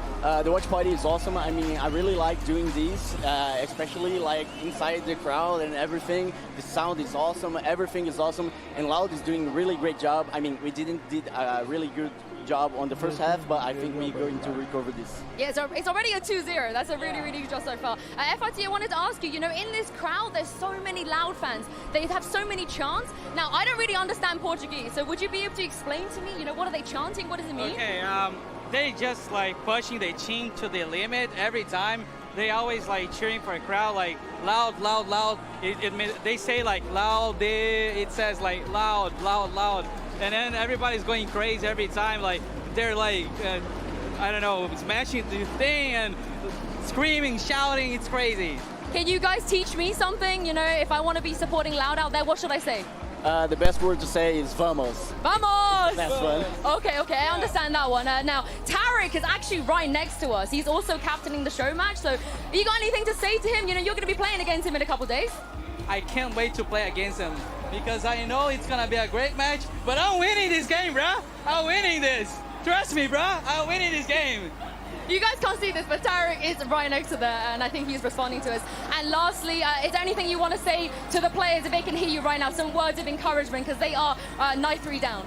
I mean, for DRX, I'm going to wish them good luck, because Loud is coming really great. The changes on the roster, especially the coach as well, Frog, he's doing a really great job, and I think Loud will close these and play on Saturday. Oh, thank you so much, you two, for joining me, and have fun for the rest of your watch party, and I'm going to pass this back to Brandon Sideshow to jump back into the second half. And what a beginning here for Split, for DRX to be landing on this 9-3 half. The possibility of that reverse sweep, the possibility of them to be able to climb and claw their way back into some sort of favorable position. The crowd has not had much to get excited about here on Split. DRX have been so firmly in control. Their game plan has worked perfectly. The question is just whether they can convert it on the attack side.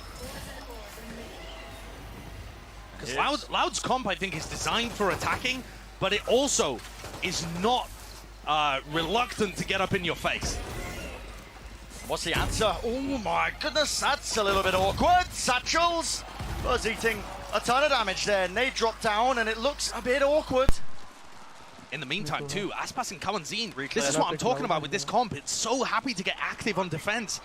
Walking. They're hoping Did they hear this? that they were going back through sewers, but they definitely heard. They heard us. I mean, elephant foot stomps. But So, from DRX's point of view, how do you expect that?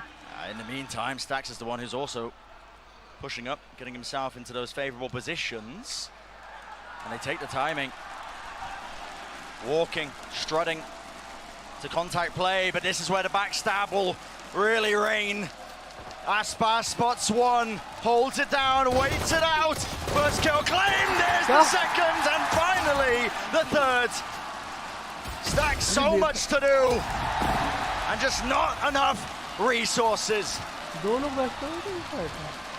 What a play. Fantastic timing from Aspas and Kalanzine.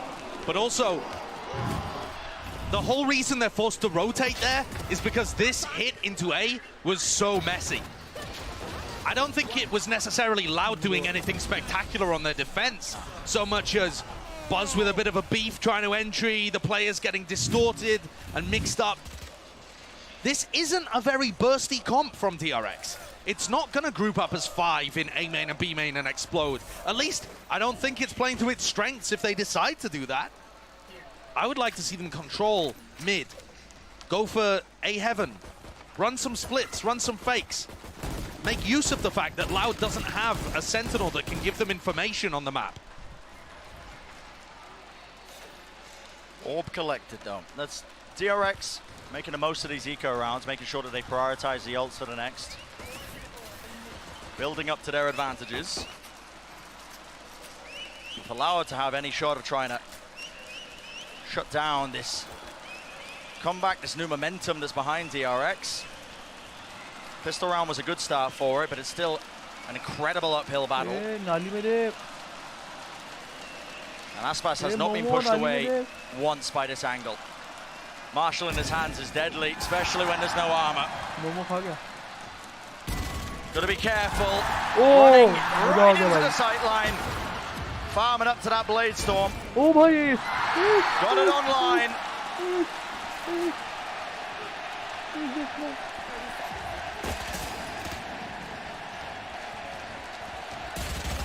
अबे क्यों मारा? So cute play. Okay. Denied the ace. Well, it's the percentage play, you know. Aspas has already got his ult online. Yeah. They're all about that. They're all about that.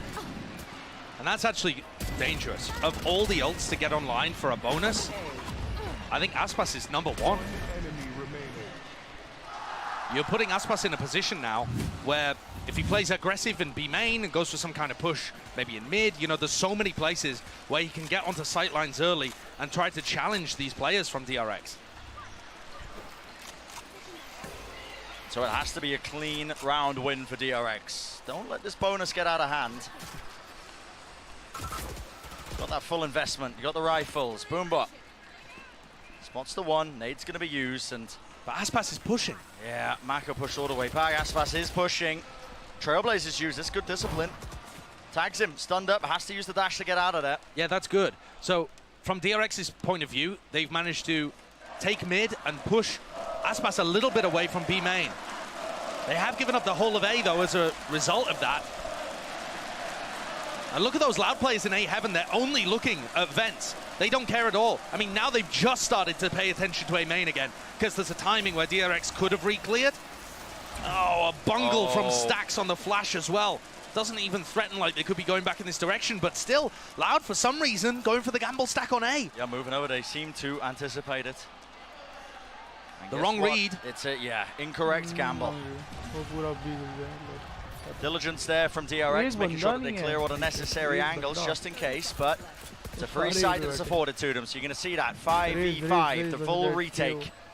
And Buzz, oh my goodness! Trade is there! Great trade by Zest, exactly what his team needs. So using the Seekers to push forward a little. Pushing them back, and so the danger removed as Aspas does fall there.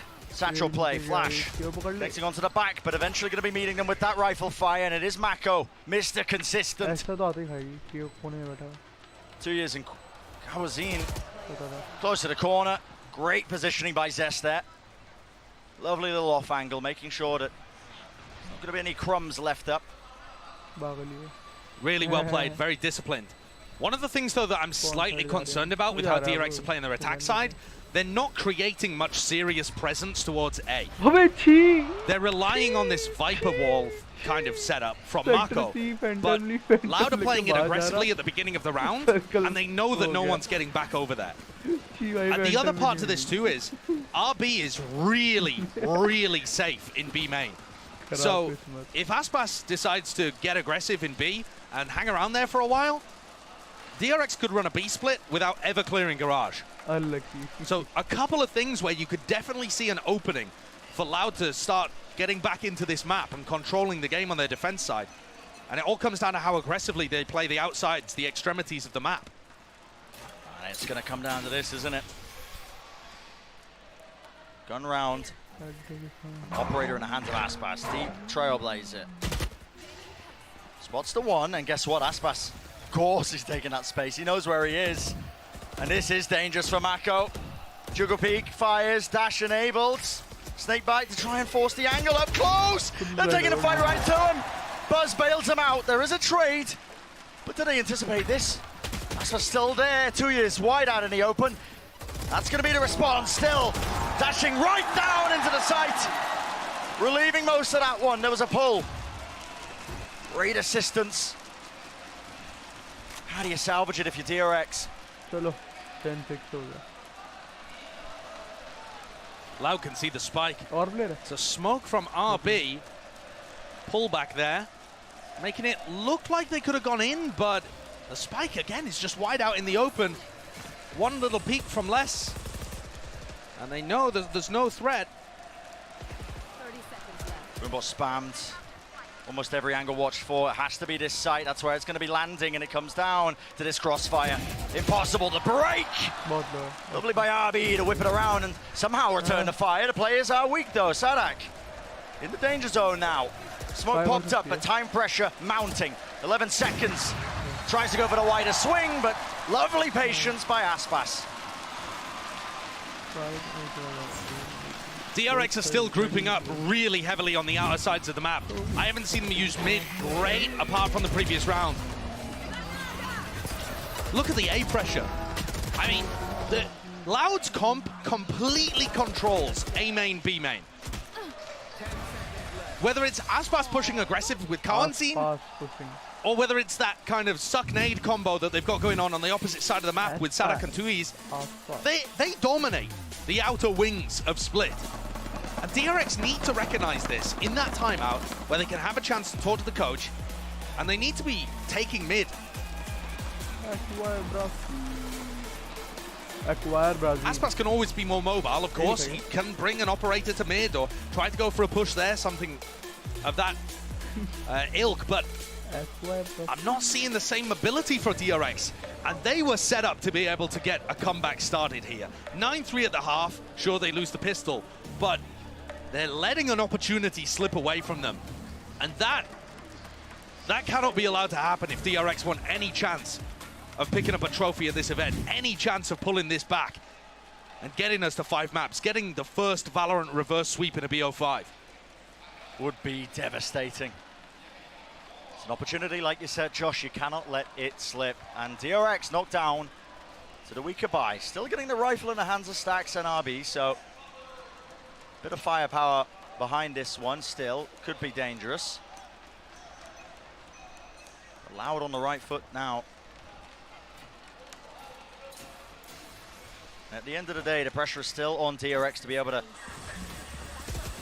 clinch the maps, the rounds that they should. That's a fast play. Satchel in the face and offsetting the weaknesses of the Stinger if there are many. And this is where I was talking about earlier. RB plays very safe, very passive, but they've spotted Aspas, so now they've got to go for the crunch. 13 health, okay, yeah, I mean, listen, not afforded too many chances there. Had to dash forwards because he could feel the players swarming him, approaching him from behind. But this is so much better executed by DRX. And they've afforded that operator. Yeah, using the op. This round is gorgeous from DRX. The set play off the rip to set them up for the opening kill. The crunch on Aspas. Every part of this was lovely. RB even getting into a slightly more aggressive position in B main. If this is what they talked about during the timeout, and they continue running this kind of round, Loud are going to be under so much pressure. Lesh just making sure to make it a bit more expensive, although I'm going to be doing too much, obviously, to them. It was a half buy anyway. Exactly. Why the play by Mako? It's consolation. Stack shuts it down along with the cheers of the crowd. And this is quite a weird spot, actually, for DRX, because they've saved an op into this round, kind of against their will. I don't think they're going to want to be opping on attack. I mean, look at how much value Buzz is getting when he decides to play aggressive with even a stinger. Maybe RB ends up picking up the operator and plays those kind of safer lines over towards B main. But otherwise, this seems like it might even stunt the attack. And take a bit of bite out of it, maybe. Look at how rough the force is from Loud. That is rough. Guardian, no armor judge from Sadak. I got to question why they're even bothering to buy. Why not go for the half? Not wanting to play for that OT, it seems. Feeling like they have to buy up into this one. Maybe with the ults online, they can make the most of it. Look at this. Aspas, again. So much confidence to be able to push back Mako, even trying to pre-aimer it and look at the punish. I mean, maybe with a rifle, Buzz could have got something done there, but misses the shot. I mean, Aspas was very fast on the reaction to dash out. I think he knew that was coming. And grouping up into this crossfire. It slows down DRX so much. Cosmic Divide, though. Rips its way across. Now you're seeing it. The showstopper. Clearance! It's there. Rocket exchanged. And a life for a life. I'll take that. Into the site now. Still. Not really relenting, are they? It looks like Loud wanted to play this a bit more fast, but okay, watch down. Zest this time. His turn with the operator. Sadak has managed to approach his way into this corner, but not the greatest weapon for the job, and no armor to work with, or speak of. 87 health. It's looking like DRX reaching that map point. Critical for them. I think Sadak probably wants to go for this, and the other two should save. Hello, though. 2Es with a pick. Zest responds. Satchel playing to the back. How does Mako do that? 2Es right through the wall. Smoke drop down. Time running low, though. Anything to offset this, pull it back, has to tap it because of the pull. And DRX should know that's enough utility used, enough time pressure bought that is going to land them there. The 12th round, map point for DRX. What a bounce back split has been. And that timeout so crucial between round 16 and round 17 to get themselves back into the headspace to win here. Loud are going to respond with one of their own, but it's a horribly broken buy.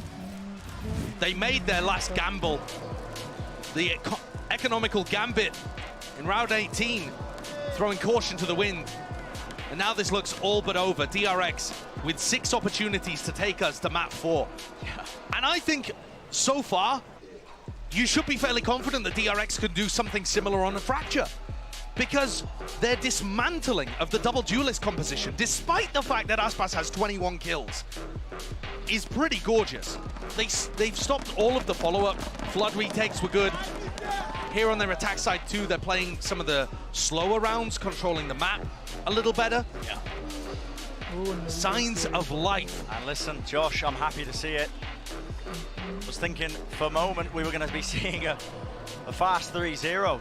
Bit of a repeat of maybe just the blunder that DRX were facing last time they played against Loud, but now they are one step away, securing split, extending that play deeper into the series where it gets more so into that unknown, more so onto Fracture, possibility, the potential to really push Loud to the limit. And I don't think that a quick 3-0 would have been a disappointing performance here. You know, it would have been incredible to see Loud looking dominant heading into the finals. But I'm all aboard for a close semi, and for DRX to keep their hopes alive of making it to a grand final and having a chance to lift the trophy. No time wasted with this one. Look at the space that's going to be taken.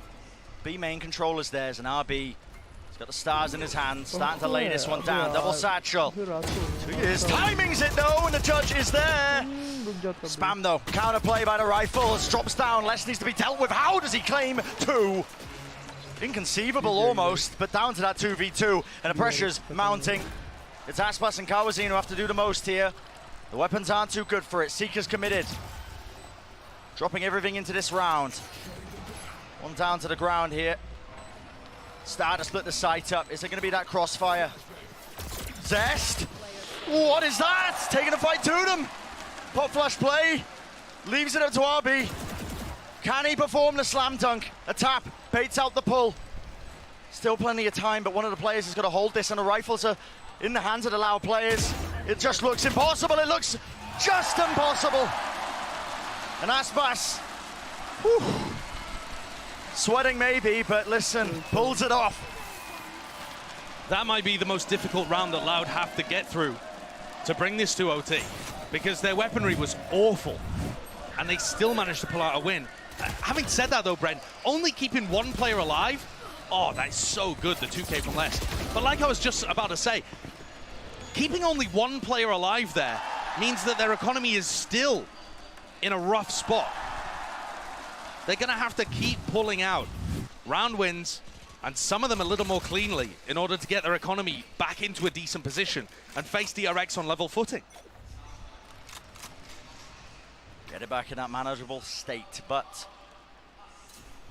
again, similar tale to the first two maps in terms of there being no room for error for one side on the opposing foot, and wow, Sadak, that is just spam. I what don't know what a read. Yeah, what is the cue off that? Not too sure, but it catches.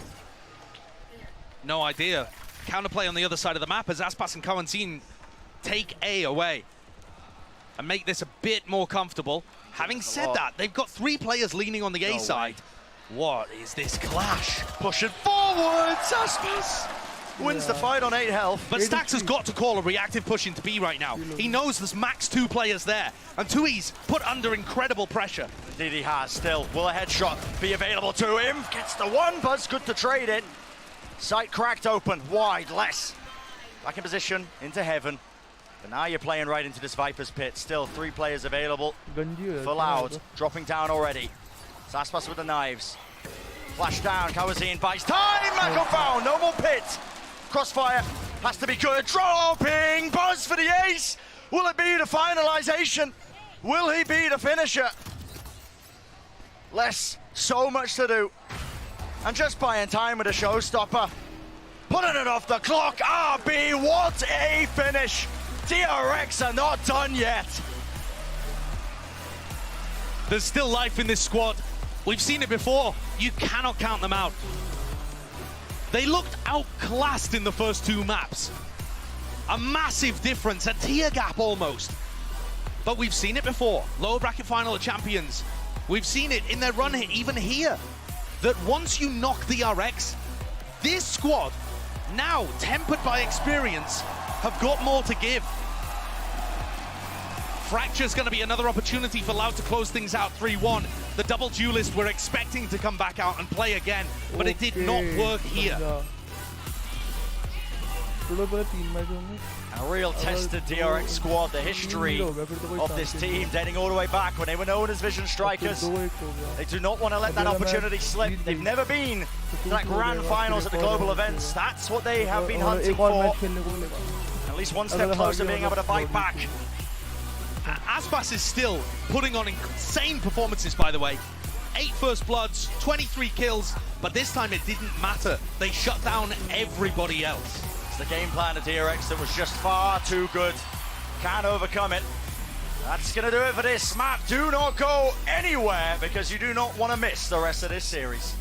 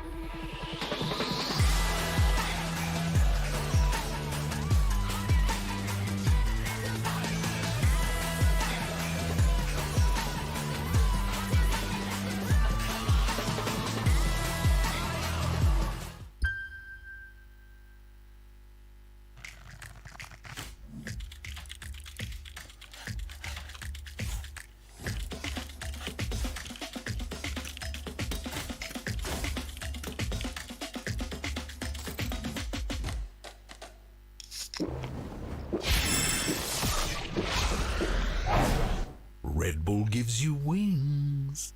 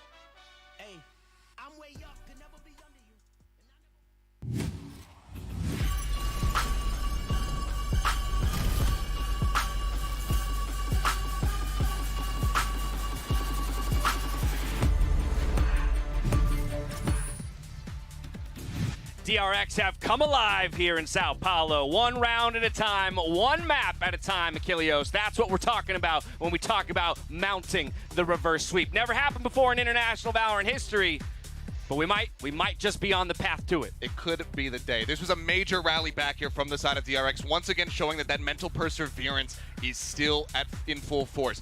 Still though, Loud, looking terrifying. Aspas in particular, still somebody who very much needs to be accounted for as we move forward in the series, because even in that loss, he was dropping some significant numbers. It looks like one sleeve at a time for you, Seth. You're very, very hesitant to get back on the DRX. We get that 2-2 score line. Who knows? Maybe I'll be wearing this bad boy.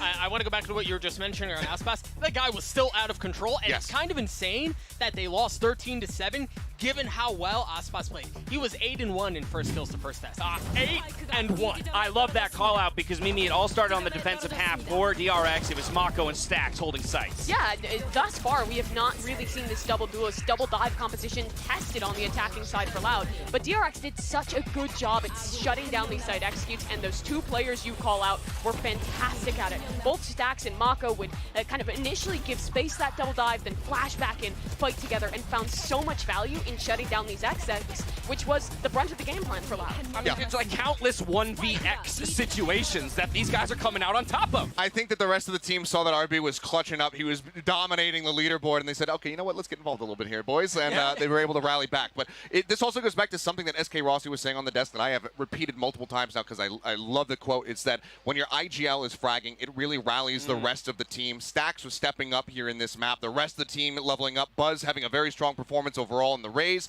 It's a good sign. Yeah, it is a really good sign for them as well. And for Loud, it felt like this is the first time where their game plan has been really questioned throughout this series. Map 1, Map 2, their game plan went perfectly to plan. DRX was dismantled. Here, they get a little stunted in this one. Yeah, and it kind of goes back to what Josh was saying on the desk. Like, this, up until this map, it felt like a tier gap. Yeah. It felt like they were not in the same ballpark, like they had no business being on the same stage together, but the response out of DRX has been exceptional. You mentioned how much better Buzz played. He wasn't top fragging, but he looked so much more comfortable. Setups were there. He had help. Now, of course, DRX set themselves up beautifully in the first half, but it was this round 17 that really felt like the game breaker to me, Mimi. Yeah, they were building back into this one in the second half. They had quite a few good rounds for Loud. The fast retakes were great. And then this round just went to chaos. Players from Loud making individual plays, getting overwhelmed by the double blast pack. And after this slipped away, that's where it felt like DRX got back in control of this game. Because for a moment, it looked like, again, they were going to run into a hurdle and trip over it at the final yard. It was also another major momentum shift because that round win comes right off the back of a timeout called by the side of Loud. Yeah. But DRX, during that timeout, communicating with their own team, they were able to go ahead and just set up for the play. It got a little bit messy, but the rush to go straight up through Mail with that raise, that entry was clean, and that really set the stage for the rest of the round to go the way of DRX. Looking like a different team coming out of map 3 and heading into map 4. It's starting to feel like anything's possible again, Doug. But how do you think about the approach here to Fracture? Once again, it's a map that we've seen both teams on in this tournament so far. Loud, it's been picked in all 3 of their series, have only been pushed to it twice. For DRX, only one showing, and it was a loss to Talon. Well, I mean, I guess if you think about Split history, if it's going to repeat itself, this is perfectly fine for DRX. Forget that you haven't played it a ton. Forget that you played it once and you got pushed a little bit. Like, they're very comfortable in these situations. And the truth is, I think there's a lot of similarities to how Split and Fracture play as far as how you want to play in Chaos. Sorry. Yeah, no. Here's my big question, though. Buzz, he was playing the Rays, going up against Talon. Do we see a readjustment? Everyone's been begging to see RB back on the Neon. I myself am looking for, and this is a trend in the right direction, Buzz coming out with a KJ.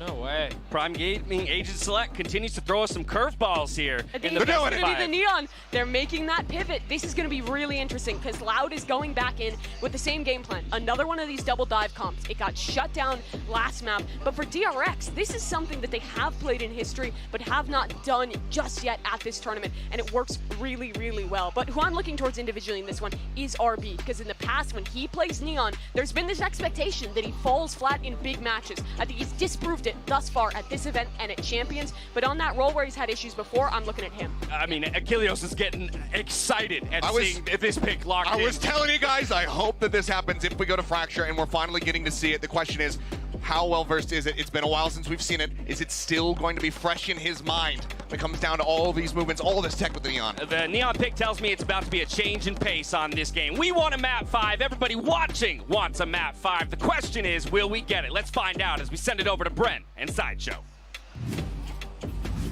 Will we get that map 5? Well, it comes down to this, doesn't it? Fracture is the map of choice between both of these teams, and they've got to deal with that final boss of Aspas. This guy, the consistent thorn in their side, putting up a goated performance across all of the maps that we've seen so far, even in the one that they just lost. Yeah, he's actually been crazy, and it feels like DRX have just gone, all right, Buzz, you've had your opportunity. Let's throw out RB and see how you can handle things. But I'm right there with Seth on the desk. I think RB's Neon was incredible on Fracture when we've seen it in the past. And the whole team was great at supporting him too.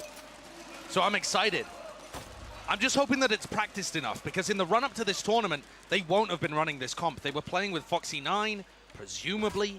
He was on the duelist. So maybe they have 10 days of getting back in touch with this comp. An explosive beginning for Loud. Really separating Aspas from the rest of his team. Shorty, way up, flash play, a little bit behind his back, jiggling, and well, goodbye Aspas. Final boss dealt with. Cloud will go down though without too many problems still. Damage was taken. Sadak low. Going for this reflank and positioning timing is absolutely critical. Zest, wow. So unaware of it, but just can't quite get a sideline. The angle. Zest right behind him. Oh, Sadak doesn't kill him.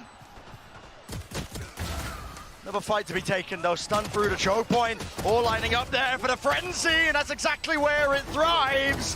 Stun is good though. Jumping, wiggling, but the defuse just goes up with no problems.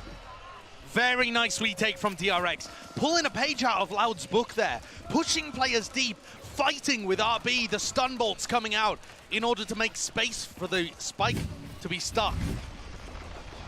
Very well done.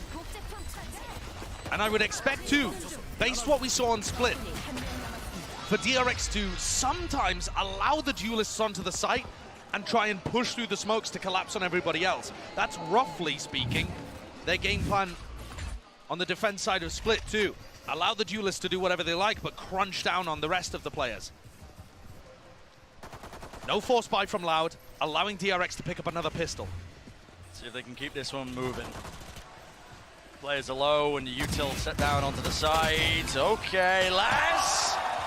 He's dealt with. Did make it that much more scrappy though.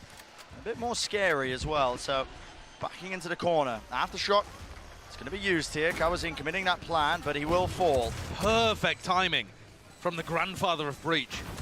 So 2 years with the most to do. Sees round the back, one shot finds, but RB's there with a trade. And okay, listen, not the cleanest anti-eco in the world, but starting with two of their players, and so far RB putting up a good performance. And you're really waiting until RB gets onto the attack side to demonstrate his incredible movement. But on the retake, he's going to be there as well. So now DRX with an opportunity to go for a bonus. Do you do something aggressive? You can certainly push the Neon out of tree, try and push them out through halls. There are many players. Go for a north side crunch. Yeah. There's a lot of different things that you can look at. Did they even opt into buying as well? That's what I'm wondering. Certainly, there was only 2 players surviving. Certainly looks like RB's going to go for this, right? Yeah. Fast play now. It's going to be that clash. Flash over the top, stun as well, supplements it, but pound for pound, going to be finding it, and a fight to be taken. You just don't quite have the range of that one, RB. Less. Once more, trying to meet the match. DRX with that double swing, double face, but a lot of utility being used now. That does push back Loud. Not even the nanoswarms, but actually an aftershock from Stacks, scaring them off. Zest goes to grab some information on the north side of the map, and they're going to be in a decent position to still try and fight this. Smoke drop main is a fast reposition. They take control. That's going to be the name of their game, and well, back to it. Hopefully no more We'll see though, fight taking place. Kawazin winning it out, and the rifles really do just come out on top. That's going to be the difference maker. Loud with a commanding presence.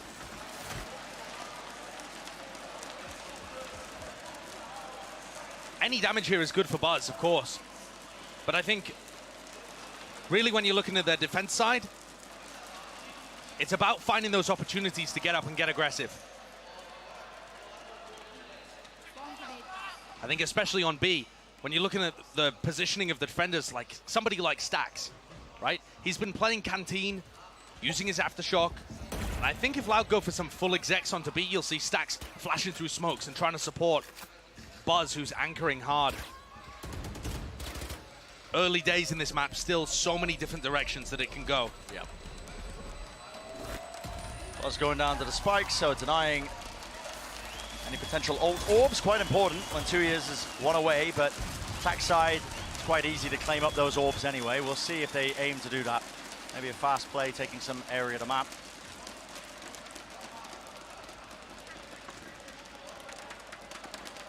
Bit of a difference here in how Loud is set up. Over towards Arcade with 4 of their players. And one of the risks, actually, of having less play Killjoy in this map is that it's quite easy to get crunched. I wonder if RB's going to apply some pressure and push out of halls here, but it doesn't look too aggressive. Instead, the action is going to be over here. Yeah. Rapid take now of all this space. Rolling Thunder. Pushes all the way through onto the side, and guess what? Nobody playing. Look at the nanoswarm setups though, Brad. As soon as this alarm bot gets found, and Mako's just got his ult off the back of that kill. Beautiful kill onto left there. Plant wall still goes down, but yeah, just the wall of nanoswarms at the back, preventing anybody from taking up that space. Reclear. I am so surprised that they allowed the plant to go down. Maybe they thought the plant had been disrupted by the nanoswarm setup. Everybody wanted to refight this one. Orbital strike in the hands of Mako. Space taken. Couple of players falling quite low. Aftershock as well. Aspas off angle. Wow. No way! Buzz just revealing an elbow, but it's more than enough now. Sticking all the way through. Counter spam in action. Half on the defuse. And there is utility there. But already is enough damage done. Orbital strike trying to disrupt it. 2 used a bit online. It's all up to RB. Taps it. Trying to force the fight. 60 up. Gets it. Does he have time? Does he have enough? It's half on the defuse. Sticking it. Oh my God.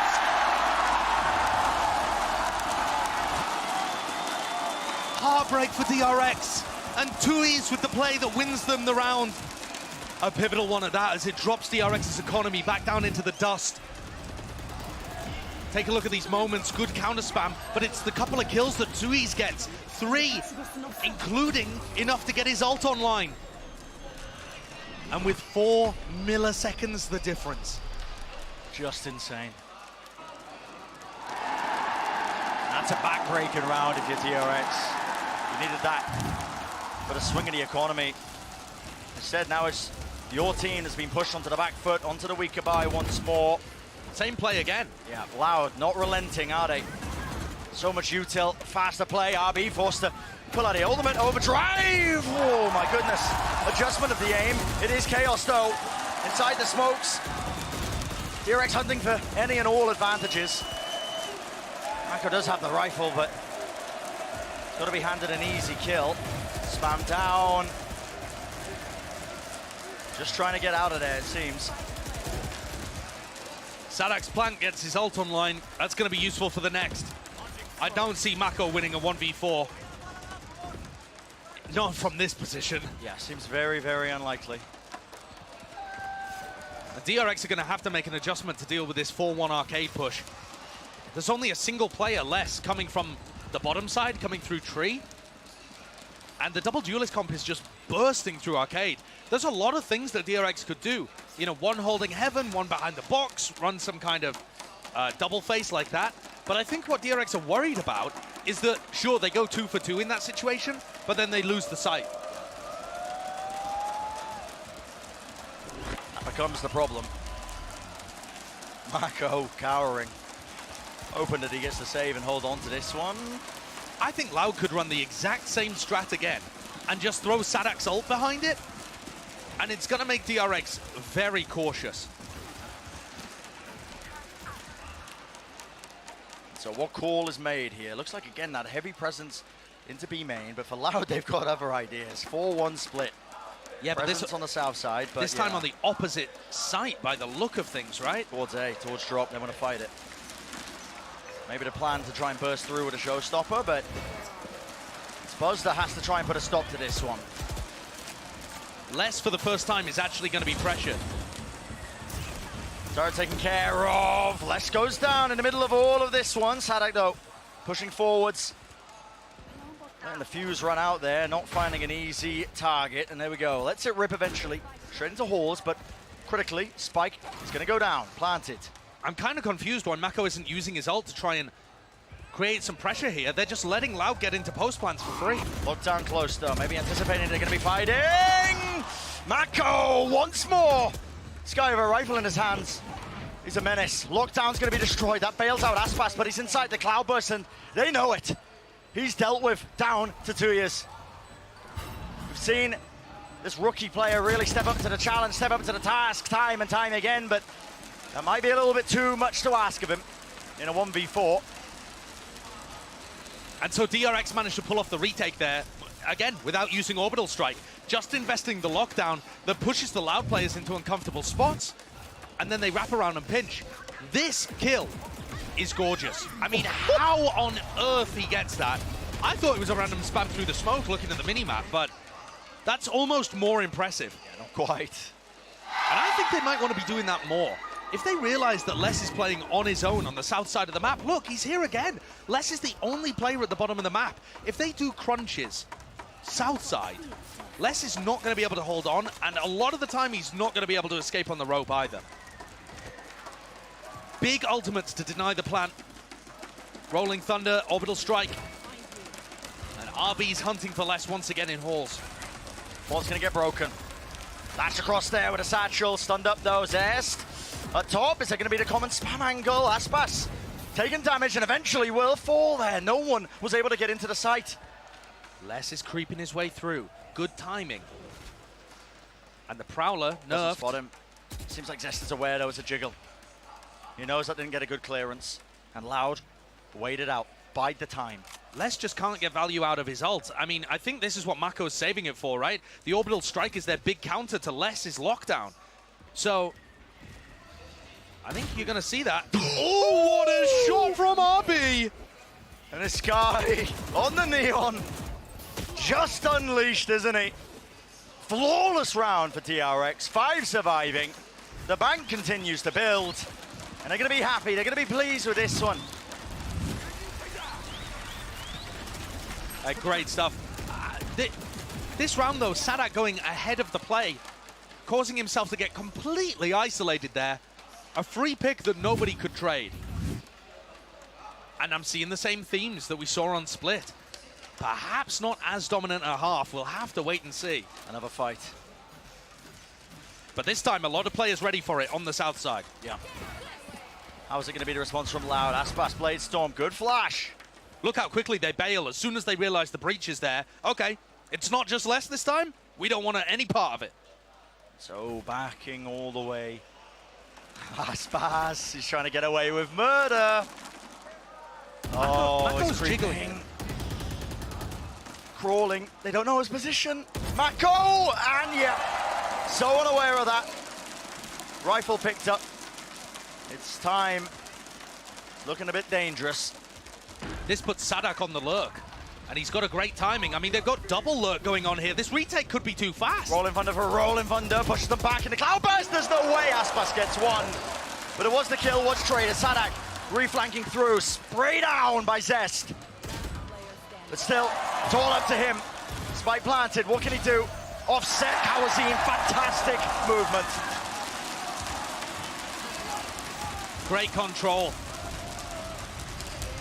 Kawazine pulled magical rounds out. I'm thinking back to their game against NRG, round 24, the 3K that Kawazine found for them. All of these players are so comfortable on Fracture.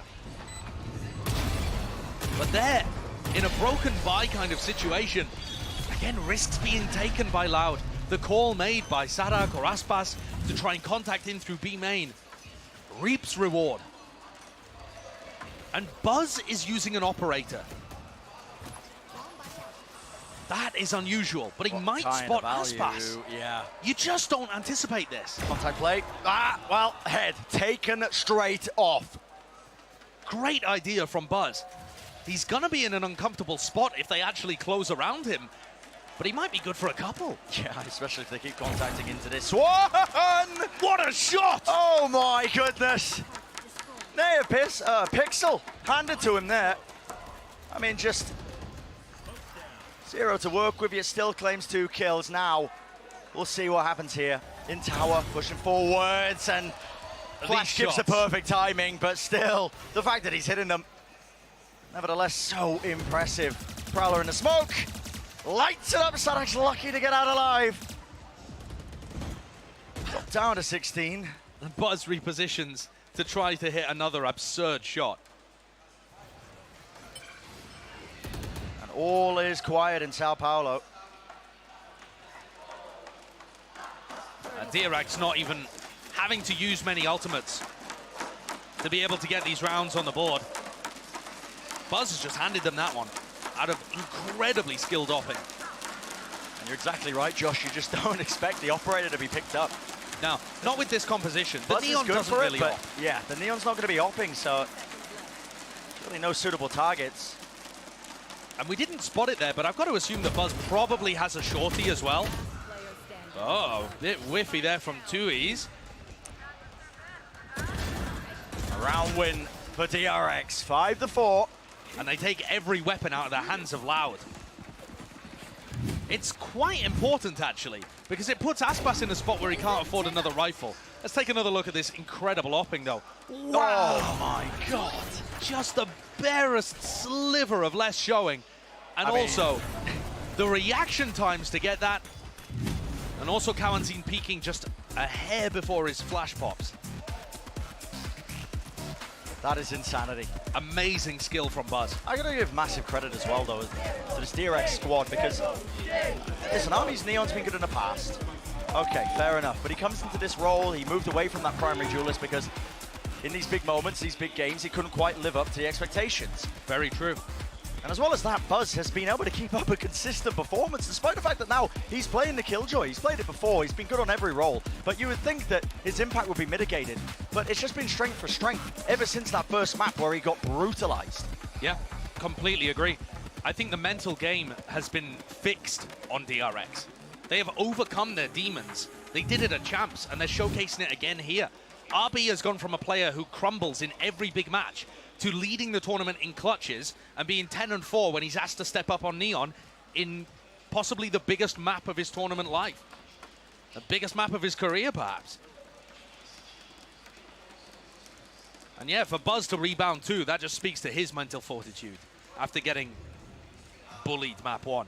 Yeah, just battered. So here's another spot where RB's going to look to go aggressive towards Tree, and you're going to get kind of like a cycling effect on the map as DRX push down here. Yeah, but there's no time wasted yet still. Les tries to hold that one down. Okay, an exchange as well. Wait, but Buzz went 1-for-1, and the rest of Loud come through. Do they know that Stax is here? Push into the corner. Stax! Who's gifted that one? But this is chaos as well. It is chaos. Look at Aspas and Tui's. Maneuvering, taking that space into their spawn. They got to know that the pinch was happening on the south side, so a call is made. Zest uses his Nightfall to get information, and it's going to allow them to get a slightly earlier rotate. Does that help him take the duel against Aspas? He's got to be careful with this one. No, can't win it out. Weapon diff, though. Exactly. The economy playing a crucial element in this one. Stax just walking, strolling. A jaunt in the park is what it feels like as he was approaching Dish. And now they can take their time with it. And I'm telling you, Brent, DRX have figured this out from Loud. I talked about how Les on his own is a prime candidate to do a crunch on. And DRX are looking for it. You see how quickly they bailed a couple of rounds ago when they saw a breach flash. Yep. And this time they don't see anything, so they know it's only Les there with the turret.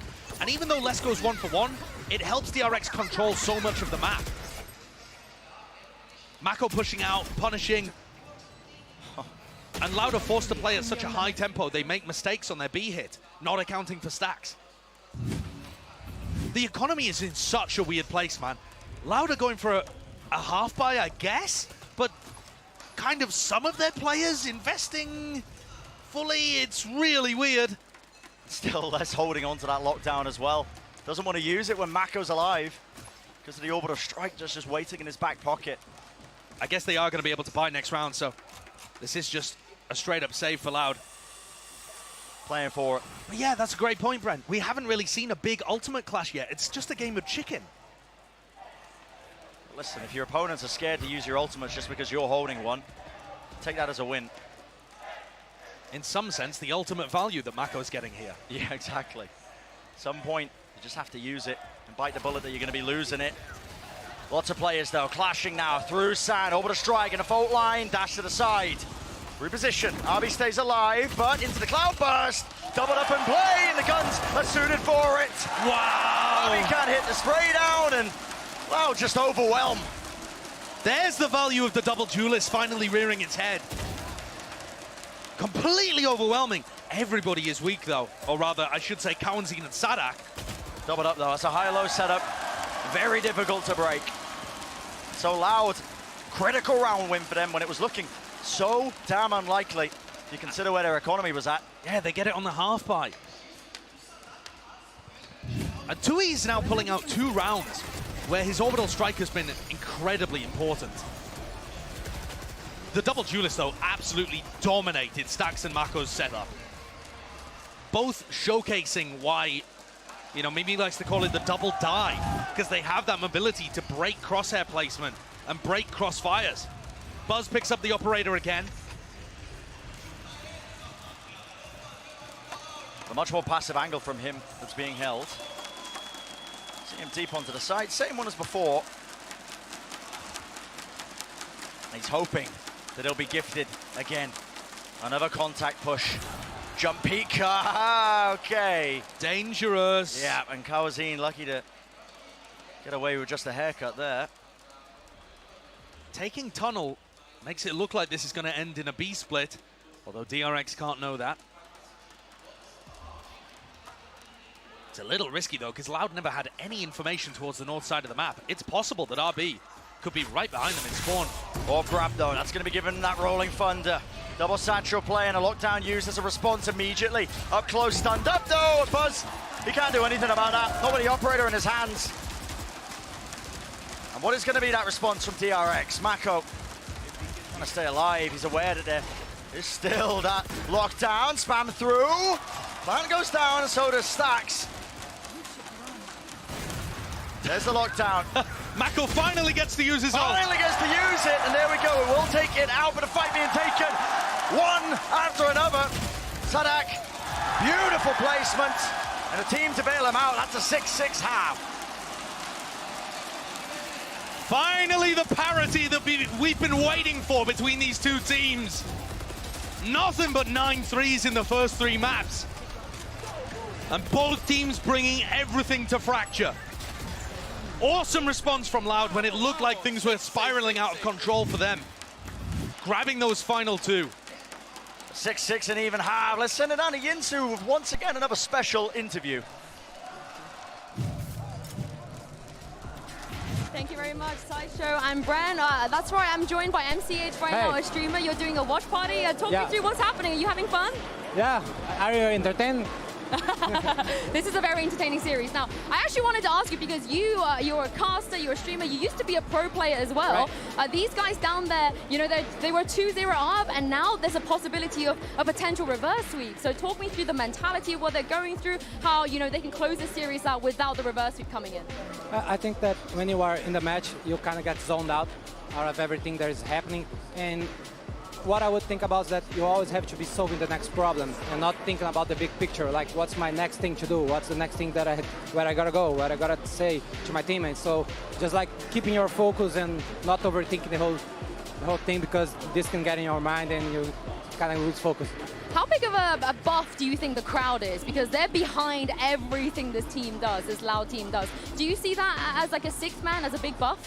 Yeah, I do. I think that it's not like exactly what they may be saying or what they may be chanting, but I think that there's an energy that takes the venue and just like gives some energy to the players. I think we can all feel it as well. Yeah. And lastly, you know, Loud, they've won a trophy before, but they didn't do it in Brazil. So how big of a deal, how much do you think it will mean to the fans and to everyone in the community if they are able to lift a trophy behind us right here? Yeah, I think it would be really great, and it probably would be the first time for a Brazilian team to win a world match in Brazil, so a world championship in Brazil. So it would be a first for Brazilians in Brazil, and it would be very special. I hope it happens. Thank you so much for joining me. I just want to send a shout out. Hey Tarek, do you remember Team 1 versus Cloud9? I love it. Thank you so much. Thank you. And have fun for the rest of your watch party. I'm going to toss this back to Sideshow and Bren and see if Loud can indeed close this out.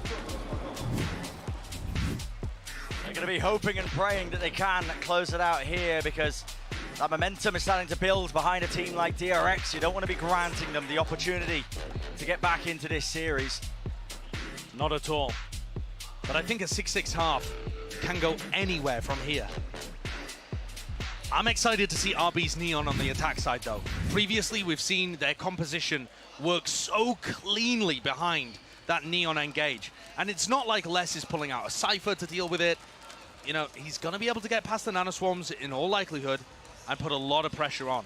And just looking at the minimap to start, DRX seem primed to try and challenge B early.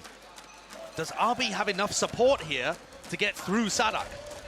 Fault line close and across. Does he hit a skip and a dodge there into tunnel? Feels unlikely because he's got his back wide open. He thought it was free. Thought it was available to them. Fantastic opening, and now the plan can start to go down, but a fast play. Dash forwards into the smoke out, and the open spike plan denied, still responding in kind. DRX shutting down that approach.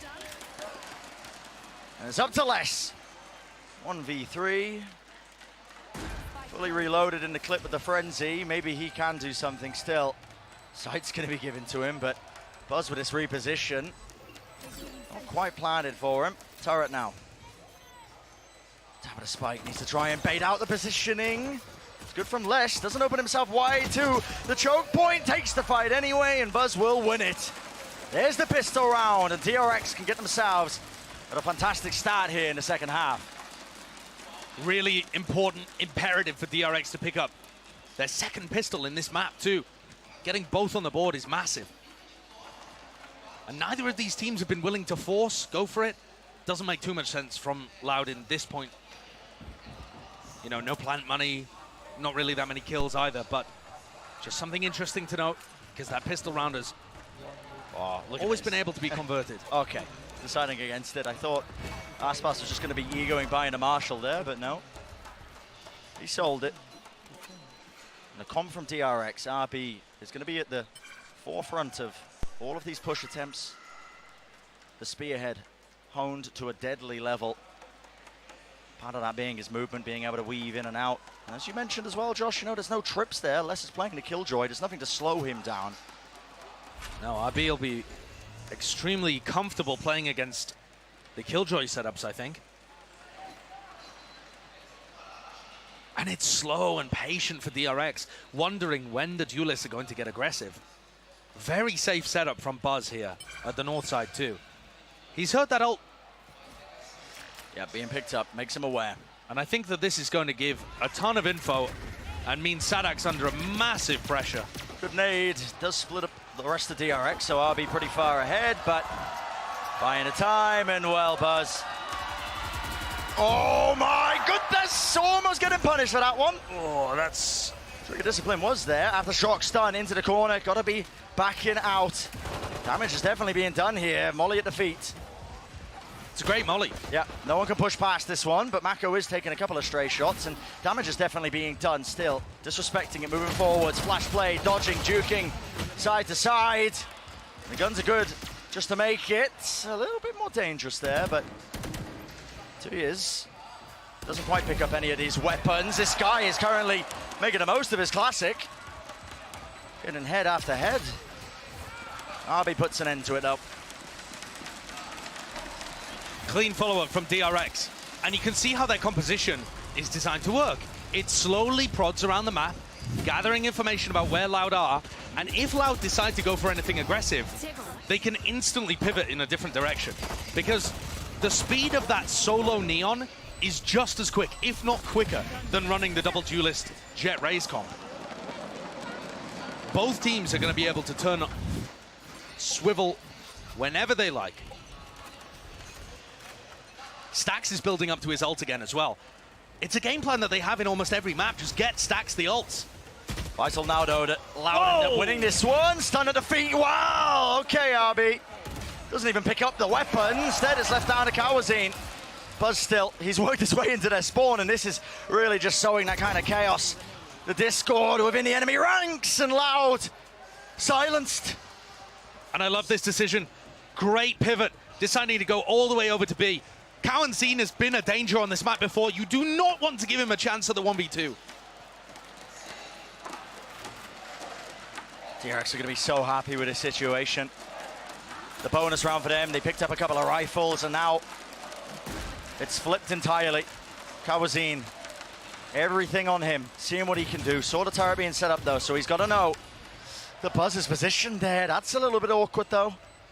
Eventually getting that turret down and waits it out, but his crossfire setup, look at this reposition. It's all on timing. That's what it all comes down to. He knows that Buzz is somewhere in his spawn. Yep. But that doesn't make it any easier to deal with. So just trying to clear it out. Horn across. Lovely flick of the wrist. 3 in the round. But a tap on the spike. And this is ice cold from Zest. He doesn't overpeak it. Getting back on. The wider swing is impeccable. And Zest. That's a shutdown. That really is ice cold though, Brent. Not even thinking for a moment that Cowan team could be sticking it. Yeah. That is impressive stuff. Insane. This round got really chaotic, but I think it showed a couple of things. That DRX are willing to push spawn if they need to, and that RB's still got it on the Neon. I was a bit worried when he slid into, I think it was 2Es to begin with, but his reposition after the stun was perfect. And that horn is just immaculate. Reveals Aspas, pushes him back, another stun as well. Lands his way across, sees close. Zest will fall. You can't let this get any more out of hand if you are DRX. You've been handed a great opportunity to secure that 10th round. Plando going down, wall in their faces. Arby doesn't even seem to be aware of it. 2 players waiting for him, and it's put that ult online. Exchange one for another, back and forth. Aftershock as well in tower. Moves forwards though, Mako. With his ult. Trying to get out of there, and yeah, he's got it online. He can buy the time for it, but they've handed over the rifle still. Sadak and 2Es, they don't have them. Running backwards, tap at a spike.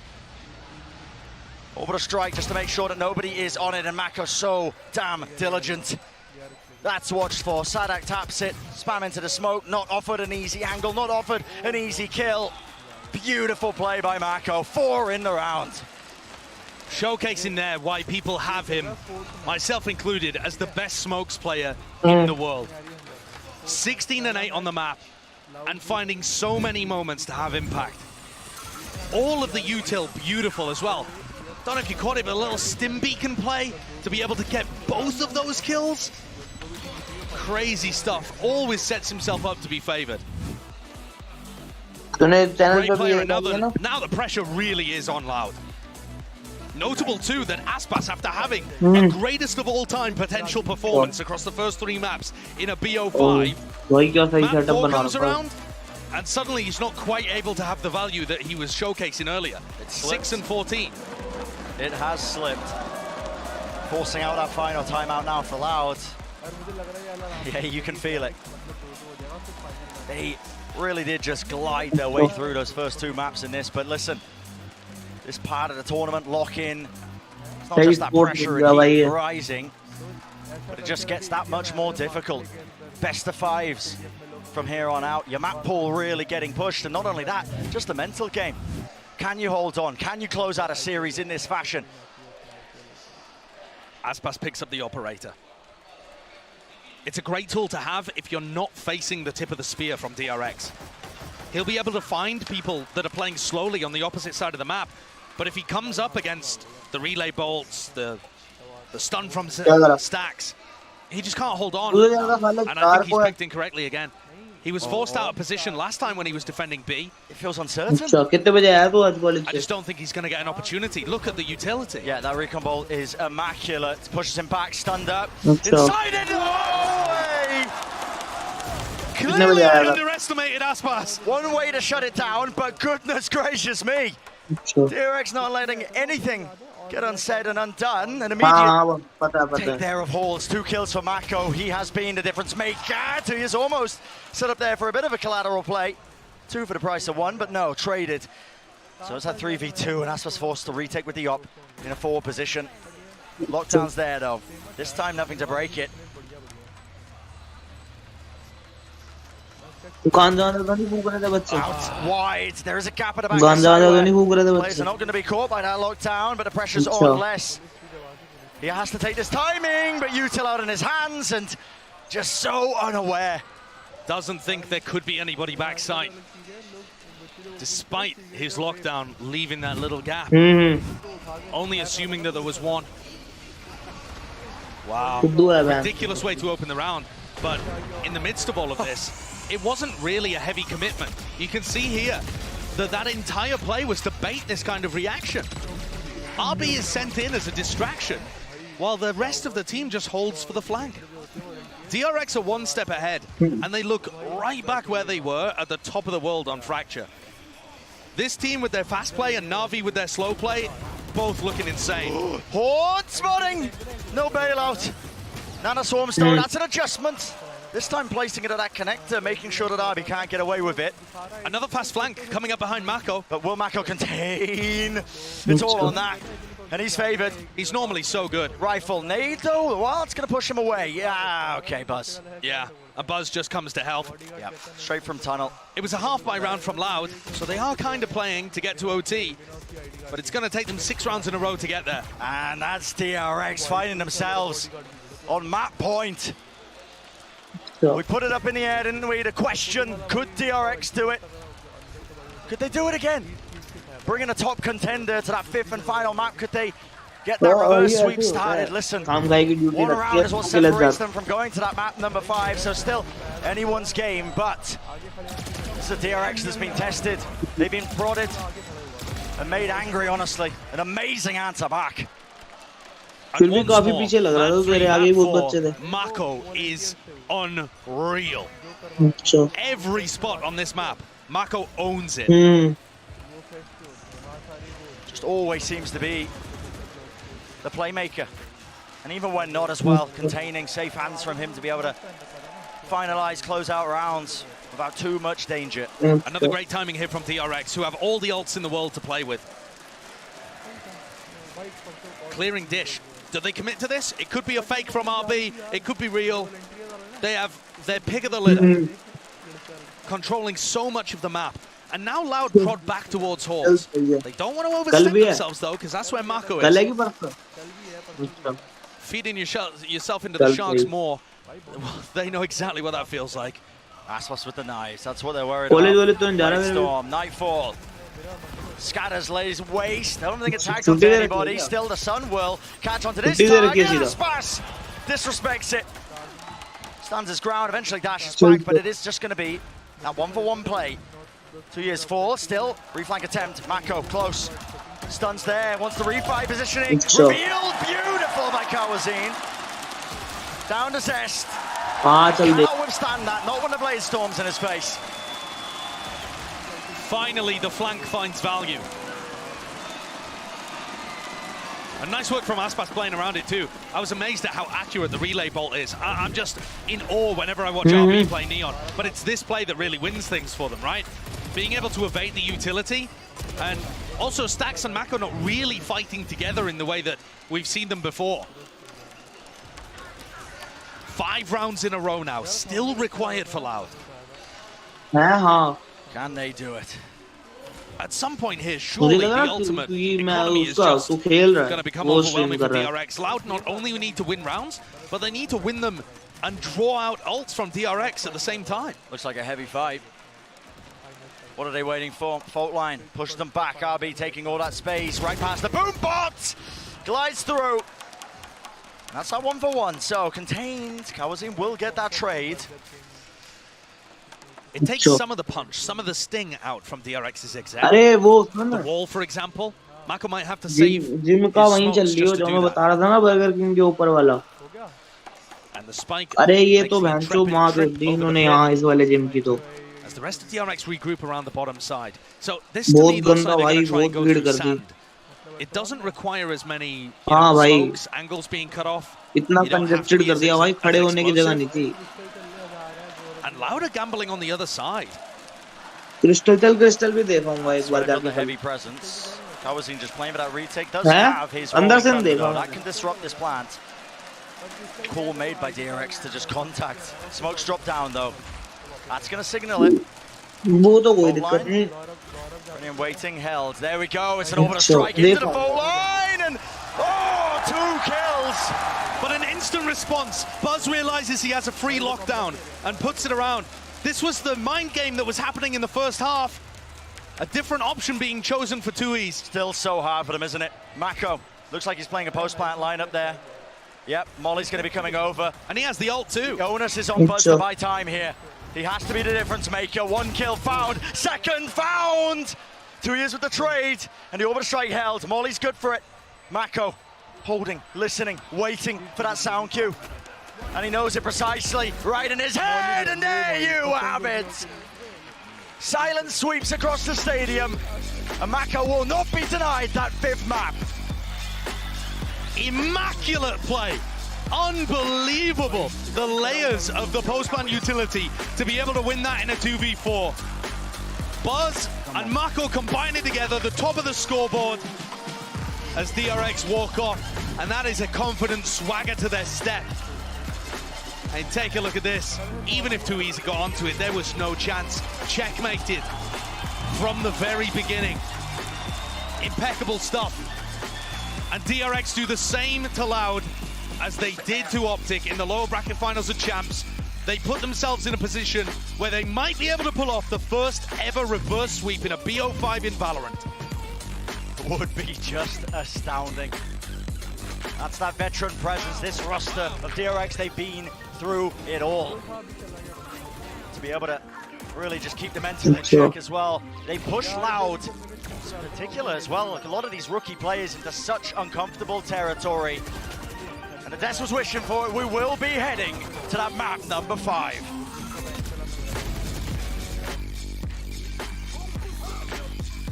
कितने की वो उसमें dollar में? अच्छा, यार चौध. Come on.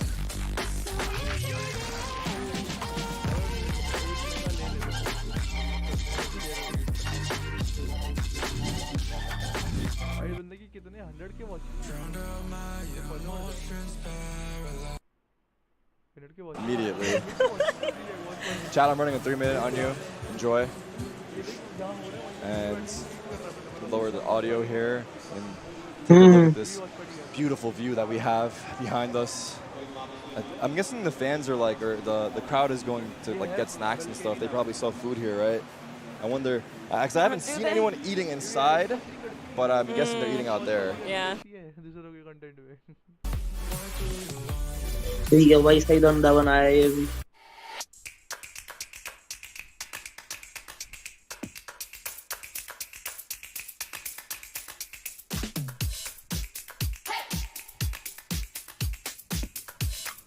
उधर paper last वाला मुश्किल है आसान है? सबसे मुश्किल पेपर ही बचा है. वाले पढ़ ले. कल पढ़ेंगे. आज का इंटर क्या? आज सोचा रहा मैं, पता क्या मैंने रात को सोऊंगा, सुबह पढ़ूंगा, दोपहर में स्ट्रीम करूंगा और रात में ओ भाई मैं उठाया भी नहीं, रात को 12:30. अच्छा. और सुबह उठा. अच्छा.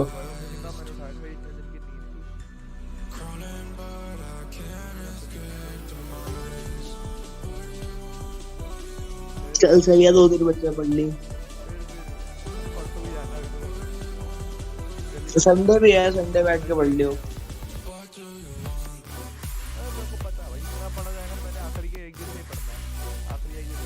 हाँ ये तो है, ये तो है. मैं कुछ भी पढ़ लूंगा मेरे दिमाग में रहेगा ही नहीं, मेरे एक दिन पहले वाली जो पढ़ी हुई रहेगी. हाँ एक घंटे पहले पढ़ा होता वही रहता दिमाग में. हाँ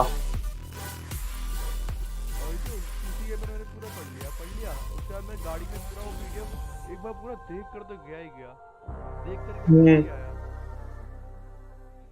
कोई हेल्प करता है अपन ऐसे ही भाई. आखिरी में तो वैन से भाई अपने को यही हेल्प करता है. या जो जिनको सब करना होता है फिर वो क्या करते हैं, वो पूरे को ही रट्टा मारते हैं भाई, पूरा स्टार्टिंग से लेकर यार पूरा ही करते रहते.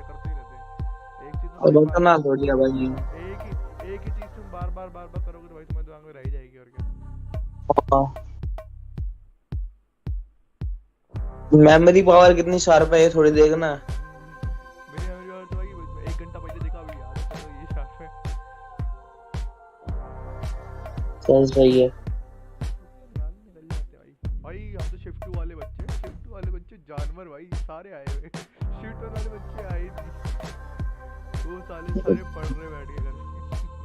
शिफ्ट 2 वाले बच्चे वही दोस्त है, उससे मैंने पूछा, मैं कल जाएंगी, मेरी मेरे 3 दिन जाऊंगी. मैंने कहा सीए कुछ पढ़ा करी नहीं, देखते हैं भाई. मेरे पापा बोलते ये भी सही है. वैन तो अजीब तो यहाँ पेपर चल रहे हैं, बीच में टेस्ट कर दिया. 일단 사실 4강 진출한 거는 기분이 안 좋을 수가 없기 때문에 일단 또 그렇죠. 작년 챔피언스에 이어서 그래도 저희가 세계권 팀이라는 걸 증명한 것 같아서 기분이 좋습니다.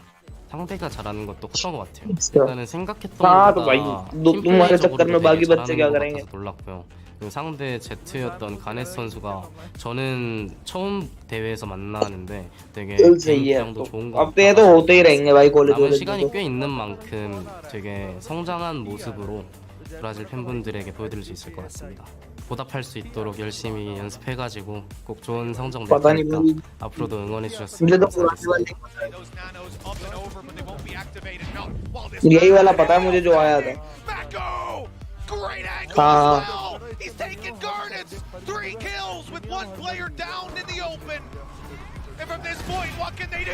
Run into Mako and die. अब तो ये 지난 प्रोड्यूसिंग वगैरह में आ गया ना अब तो ये पहले तो बना 터키 अब तो प्रोड्यूस 후원중들의 करता है 이제 알파예르 선수를 응원하는 응원 소리를 들었었는데 아. 이번 라우드도 그런 비슷한 느낌으로 이제 한쪽 응원이 크다 보니까 사실 그랬던 경기에서 승리한 경험이 있어서 뭐 그거에 크게 개의치는 않을 것 같고요. 지금이랑 되게 다른 모습으로 3월 달에는 대회하는 모습을 보실 수 있을 것 같습니다. 남은 시간 동안 저희의 플레이로 다듬어 가면서 아무래도 라우드의 플레이에 대한 저격도 어느 정도 할 것 같고요. भाई हमें तो इंटरनेट तभी मिला था 분들이 이제 응원을 줄일 수 있도록 저희가 이겨보겠습니다. मैं तो रेडियो को सुनता था भाई गाने Welcome back to Valorant Lock-In, where there is no question that this DRX squad is a world-class team, as S says, but here they're trying to prove that they are the world's best team. As well, those Ranger in play against the sixth man of the crowd, Achilles, they're starting to light this stage up. Yeah, they really are. The run back that we saw there, the dominance from them over on Fracture, that is what we wanted to see. We were begging for that Neon comp to make its return, and it absolutely did. For the side of Loud, it was rearing its ugly head because, again, it's a 13-7 loss. Yeah, and in the interview, he said that we're going to take this time, we're going to prep some new things, and we are going to prep against Loud. And I think we saw that here. DRX go back to this Neon comp that previously had been kind of back and forth with them. They had good moments, they had bad moments, but here it looked very well. And the game plan worked. Yeah, I think they did a really good job of helping RB too, right? A Neon's job on Fracture is to go take space and die. Right? They did so well at supporting him and putting him in positions where he could win 1v1s, and RB did that. Yeah, it was a stronger performance compared to what we saw from him versus Optic. Granted, and they dropped an additional round there in that lower final. Still similar scoreline. So this kind of goes to show that playing this Neon, he's able to just continue to fulfill this role incredibly well. And I think from the defensive side of Loud, it looked like they expected this to just be lots of fast executes, as we've seen in the past with this composition. But here they had a lot more rounds where they were slowing things down, playing the mid round, using that Neon as a rotator more than just full-on sending in these executes. And the post-ones was so good that Loud never was able to get a grasp on their defensive half. And I love the call that RB's job was simply to take space, right? But then you go ahead and you turn your attention to Mako, who's holding the space, controlling the space brilliantly in this map. I mean, the big question is here, Doug, has this swayed your opinion? I didn't say Mako was bad. Call back! Call back! I mean, he played exceptionally well. Mako was out of his mind. Buzz was out of his mind too, and I mean, Stacks maybe doesn't highlight the scoreboard as much, but I really can't stress the importance of how well all of those pieces came together. And the thing is now, this puts DRX so close to making history. They pushed us to map 5, and they have a chance to be the first team to ever complete a reverse sweep at an international event in one of these best of 5s. Well, and the fun thing is, it seems like DRX, event after event, create history, right? You think about their last event, best placing ever. This time they have the potential to do more. Not just in their best performance ever, their best placing ever, excuse me, but as you were saying, the first ever reverse sweep in Valorant history. You're right. Yeah, Achilles, they brought themselves to the precipice, but that means they still have one more map that they have to carry through this kind of momentum. We go to Ascent as our decider. Give me your thoughts. I mean, previously this wouldn't be one that I would be too perturbed about, but given that they dropped this map earlier in the tournament to the likes of BBL, who in their own right, still very strong team, now they're getting ready to go up against Loud here, it does make for a potentially just very tough map for them to try to close things out. You've got Aspas sticking with the Jet, not a strong strong pick over on Fractured. Now he's going to Ascent. That is Jet stomping ground. Oh yeah, Monday जाना चल तू वो अभी metro पे One thing देख about लूँगा this map, you think about it across the series, of course it ends on Ascent. Route route देखूँगा अगर साथ से जाना हो तो साथ चल Very Leo good. This is good against good here. Yeah, we dive into the Prime Gaming Agent Select to see what these teams will rest all of their hopes and dreams on. Thus far, Loud has not shown this map battery से here दूर at देखूँगा यार Lock-in, कैसे so it's जाना है going to be root नहीं समझ आ interesting रहा to see what they choose. Do they go back to just that क्या standard comp, the KO, the Sova? No! कैसे They are उद्योग cooking यार something जाना है interesting here, pulling out the Viper on Ascent, and they're starting on the attacking side. भाई So I think a उद्योग lot यार of this is going to have to come down to उद्योग using that Viper for the post plants. It's so potent in those situations. Also, very quickly, there's no Hunter Siri to clear out RB's lockdown, उद्योग भी यार which जाना is so important on this map. Yeah. हाँ देख This is लिया a कर लिया puzzling check one मैं here तो from the समझ नहीं आ रहा side confuse of Loud, and the question is, have they overcooked this composition? I mean, DRX has changed their comp too. Fade out. चल मैं Sova बता in. दूंगा Both जरूर these ठीक है teams have prepped something new. This is going to be an insane map 5. That makes me so excited for this clash when both teams are going to get a little bit of a surprise as they load into the map, Doug. That's it. It's all on the field right now. It's up to these two teams. One map to crown the kings of the Alpha bracket and decide who moves on to the grand finals on Saturday. Brennan Sideshow, take it away. The pressure, the heat, it's all mounting, and Dash has set that up beautifully. Listen, between both of these teams looking to try and crown that title as king of the Alpha bracket, but so much to play for, man. DRX hunting for that revenge storyline, and it is that singular final map 5 that stands between them and that. An absurd situation. I love the fact that it's come to 5, and DRX are on the precipice of pulling off the first ever BO5 reverse sweep in Valorant. We've seen a bunch of these BO5s back and forth the entire way. And what a crazy composition for Loud to pull out in the final moments here to keep themselves alive and head into, again, this would be their third grand final in the last 12 months, which is absurd with two different rosters. And I mean, you can already see that these are two different rosters. Yeah. They're playing weird compositions. They're not picking the same maps. Loud used to be absolutely the best team in the world on Ascent with their old roster. Timing with the knife wall gives them a bit of a gap to play around, but it goes down, and well, Buzz aware of it now. The space was taken. And how do you push back this onslaught? Buzz inside the cloud burst. Well, Aspas tried them, you know, match him pound for pound, take the fight right to him, flash over the top. Stacks is bailing out his team, and it's Loud who are crumbling. The gamble being played with the composition. Pushed to the limits in map 5. It all began with a pistol round, and it ends in a whimper for Loud. Wow. DRX pick up another pistol. And after Loud got the first 4 in a row, the momentum in this series has been showcased by the pistol round wins that we've seen DRX get on the board. It's not just the gun rounds where they're getting favored, they're also starting out each of the maps more favorably. I think also, the Des mentioned it, but DRX have undergone a team compositional shift too. They've been playing triple initiator pretty much since they formed that composition, since they invented it in May of last year. And now they're back to just playing the standard stuff. This is the most meta comp you could possibly come up with on this map. Oh, the paranoia is good. Gotta be careful of the counter-attack though. Spam from Aspas was decent enough to drop Mako down to 32 health. No kill claim though. Drone dodged for now. And a bit of a battle happening in B main actually, as these two Killjoys try to use the Viper wall against each other. So that's something to keep your eye on later on. Yeah, control of that B main going to be so important with the way so far it's being played. Just cutting up the site in that manner. It's an unusual composition, unorthodox from Loud, and moments like this, Josh, listen, map 5, you get pushed to your limits, you've got untested players newly added to your team. It's moments like this where sometimes that gambit just crumbles beneath you.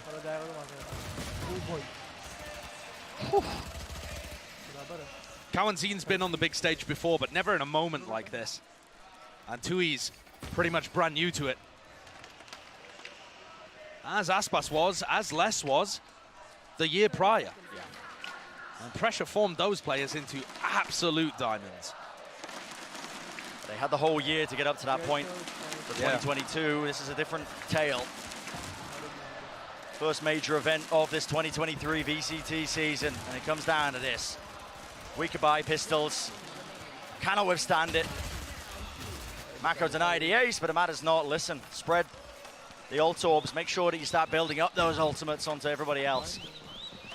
And one of the big ways that Loud won on Ascent in the past with their former squad was by absolutely dominating the defense sides and then going for very simple executes on attack. This looks different, right? They're going to be more complex just based on the composition that's being played. And it doesn't look as defense-sided to me, the comp. Maybe it will play out like that. We'll just have to wait and see. Very much unmarked territory here. The DRX on a bonus buy. Spectres across the board as Loud take A main. Mako TP'd into Wine. Angles watched for. He was here before. Yep. He's doing the same play twice in a row. Paranoia being held. Off angle play. Aspas contacting. Knows he's there. No way does Mako get away with that. Paranoia. TP smoked across. Sadak making the most of it. Good running punish. and gunning. And Sadak investing in the same Viper Wall in all of these rounds. You can see the response that it's had from Zest. He's trying to get information over there. Everybody from Loud, though, grouped up, ready to go for an A-site hit. But without the Jet, how do they actually get in? How do they get in? Does 2East go for some kind of TP play? Turret destroyed. Dog going to be used. Trailblazer trying to carve that path. Fragment nade is good for it. Knife as well. No abilities. Time being bled off the clock. 40 seconds. What is the play to be made? Well, rifles in their hands. Nice dodge of the flash. The call is made to just barrel through and take the space. Brute force. The gun really making the difference there in terms of those duels. I think the DRX players would have been good for a couple had they had rifles in their hands. But that's the way that this round 3 plays out. Shadar landing there, but okay, crosshair placement slightly off. Dashing into the cloud burst. The rifle spam enough. Loud too well there. Yeah, another thing that Loud are doing fantastically is that when there isn't a smoke in A main, they're holding angles and slowly walking into the site. And that's actually something the old squad did fantastically too. Making sure that they post many players up as they scale into A means that you have players naturally anti-flash from door, players holding heaven, and you don't get caught out by the anchors swinging. Certainly a glimmer there of old Loud on the A hit. Mako fakes the teleport into Wine this time. That's that conditioning. If anybody's close, they want them to think that he's there. This dart tagging up Kawazin. Actually broken. Drone. Zest now clearing some space into mid. Another tag. Kawazin, you got to respect that one, so leaps away. And what a smart turret position here, actually, from RB. It's going to be able to get a bit of information behind the Viper Wall and towards mid. So it lets them stack 3 players from the defense on the A side. They don't have to be worried about the Viper. Making the most of this one, though. Smoke dropped down and the fragment nade. They thought there was going to be a bit more oomph behind that push. Loud happy to wait it out. Setting themselves up now for a bit of potential attempt here at the split. Sadak just holding this space. Dodging, juking. Smoke drop down at the feet of Buzz. Has to respect it now with a snake bite there. Moving forwards. Trailblazer dash forwards though. Aspas is the man to watch here. He's gained positioning into Jenny and he opens it up. What is the response? Any sort of answer? The answer is no. These 8 site hits are still looking immaculate. It's the same strength that the former Loud squad had, but the way that they hold for each other getting into the site is perfect. Could still get dangerous though. The 2v3, door broken. Enough done. Dart now online. Goes across and he tags! What is this tech? That? I don't even know if they revealed, but it's left it down to the 1v1. Zest drops down. Silence enters the arena and Kawazin claims the kill. With bated breath, the audience watch. But this time, no disappointment. Great 1v1 to win for Kawazin. One of those rookie players, like you said, Bren, stepping up. What was the... Oh, no that is absurd. I thought there was something weird happening with the recon dart. I mean, the recon does look really interesting. Seems like it would clear quite a lot of the site. But that is just all intuition from Zest. Nevertheless, a round on the board from Loud and demonstrating really good performances from their newer players. in terms of the teamwork and the clutch ability. DRX's attack side really let them down earlier on in this tournament. It was with a different composition, but they lost to BBL. That's not the kind of team that DRX should really be losing Ascent to, based on their prior record. But they just couldn't get an attack round going. And that means DRX, the pressure is on this half. Yep. Definitely is, but with the weapon difference here, should be easy pickings. Indeed it is. Wider swing of stacks. Uproar from the crowds. Silence for about a moment. And so, the round that was necessary, or at least should have been going Loud's way, they do get it. And now Loud start to build up to some big ults too. Timeout forced. Yeah, DRX take a timeout here. Looking to adjust. And I think at this point in the game, if DRX have looked at any of Sadak's VODs, and I say Sadak specifically because this roster doesn't have Ascent VODs, right? But if you look at the old roster and how Sadak calls on this map, there's a huge amount of explore the map, end in an A exec. Take A main early, 4-1 split into A. They love it. Huge amounts of that. And then they get like 4 or 5 rounds on their attack side and win almost everything on the defense. This roster is going to play differently. But so far, Sadak's calling on the attack side is quite similar. And so this timeout might be useful for DRX to make some necessary adjustments. And I think one of the big adjustments is from Mako, A main has got to be smoked off all the time. None of this playing aggressive in A. The one-way is not even really that useful because you can't stop Loud from taking A. And if he uses smokes early in the round, they're not going to be there when Loud tries to hit into the site, and that means Loud are going to be able to set up many people, 2, 3 people with guns holding angles as they get into A.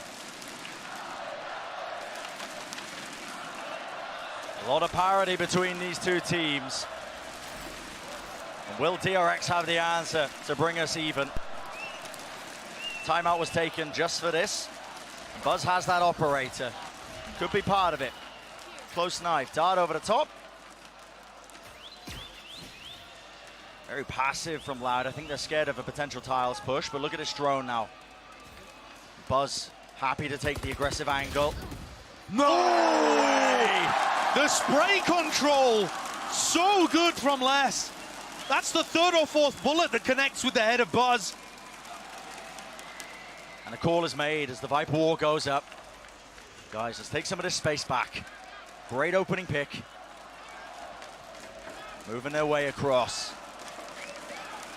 Smoke drop down at their feet though. It's going to be putting a stop to this, but still the Viper War lets them get in. Updraft, up and around, Stacks. Will he be the difference maker? TP into the back of the site. Reinforcements have arrived in the form of Mako being there, but they're leaving. They're leaving. It's a cancel. And this now puts everything in the hands of RB. He's the sole player on A. Looked like he wanted to cut them off at Catwalk, but instead, just playing around his nanoswarms. No smoke on the side to play around. Where's that from Mako? The entire team is just funneled right now from Loud, all the way into the site, straight through. Paranoia. RB not caught by it. Off to the side! Spray, the right click misses! Lastbus does not come up with the goods. Viper's Pit, though, might do some damage to it. Stun caught. This should be a kill, surely. Pushing forwards. So much damage, though. Yep, Kawazine not going out unscathed. Dart. So a bounce there into hell. Broken. See Zest is hunting for it. Wow. Aware of that. Lesbian caught with just a bit of a punish play, but no attempt. Nobody else looking like they want to go for the retake. Kawazine on 1 HP, a 3v3, and DRX save. They don't want any piece of that Viper's Pit. Smart play to make.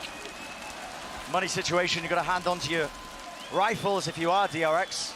Keep a grip onto them. Despite that damage done, just wasn't really looking likely when the Viper's Pit was dropped down. One of the advantages of the weird, quirky comp that Loud are playing here in map 5. And honestly, they're not even playing that strangely. They still have a lot of stuff that they're doing that you see every team do on a set. But there's enough extra elements that it's throwing DRX off a little bit. And they're still playing the fundamentals really, really well. And Buzz does not expect to lose his head that quickly after a recon dart and the drone are expended to set him up with the operator, and yet he still died first. Say main control. Just that snake bite that just adds so much difficulty if DRX even try and disrespect it. Yeah, and that's why I'm saying you just have to give Loud A main every time. And that's why I think Mako just needs to keep A main perma-smoked. Jumping from RB, spots 3 heads. Smoke laid down and a nano swarm pop, so pushes them back for now.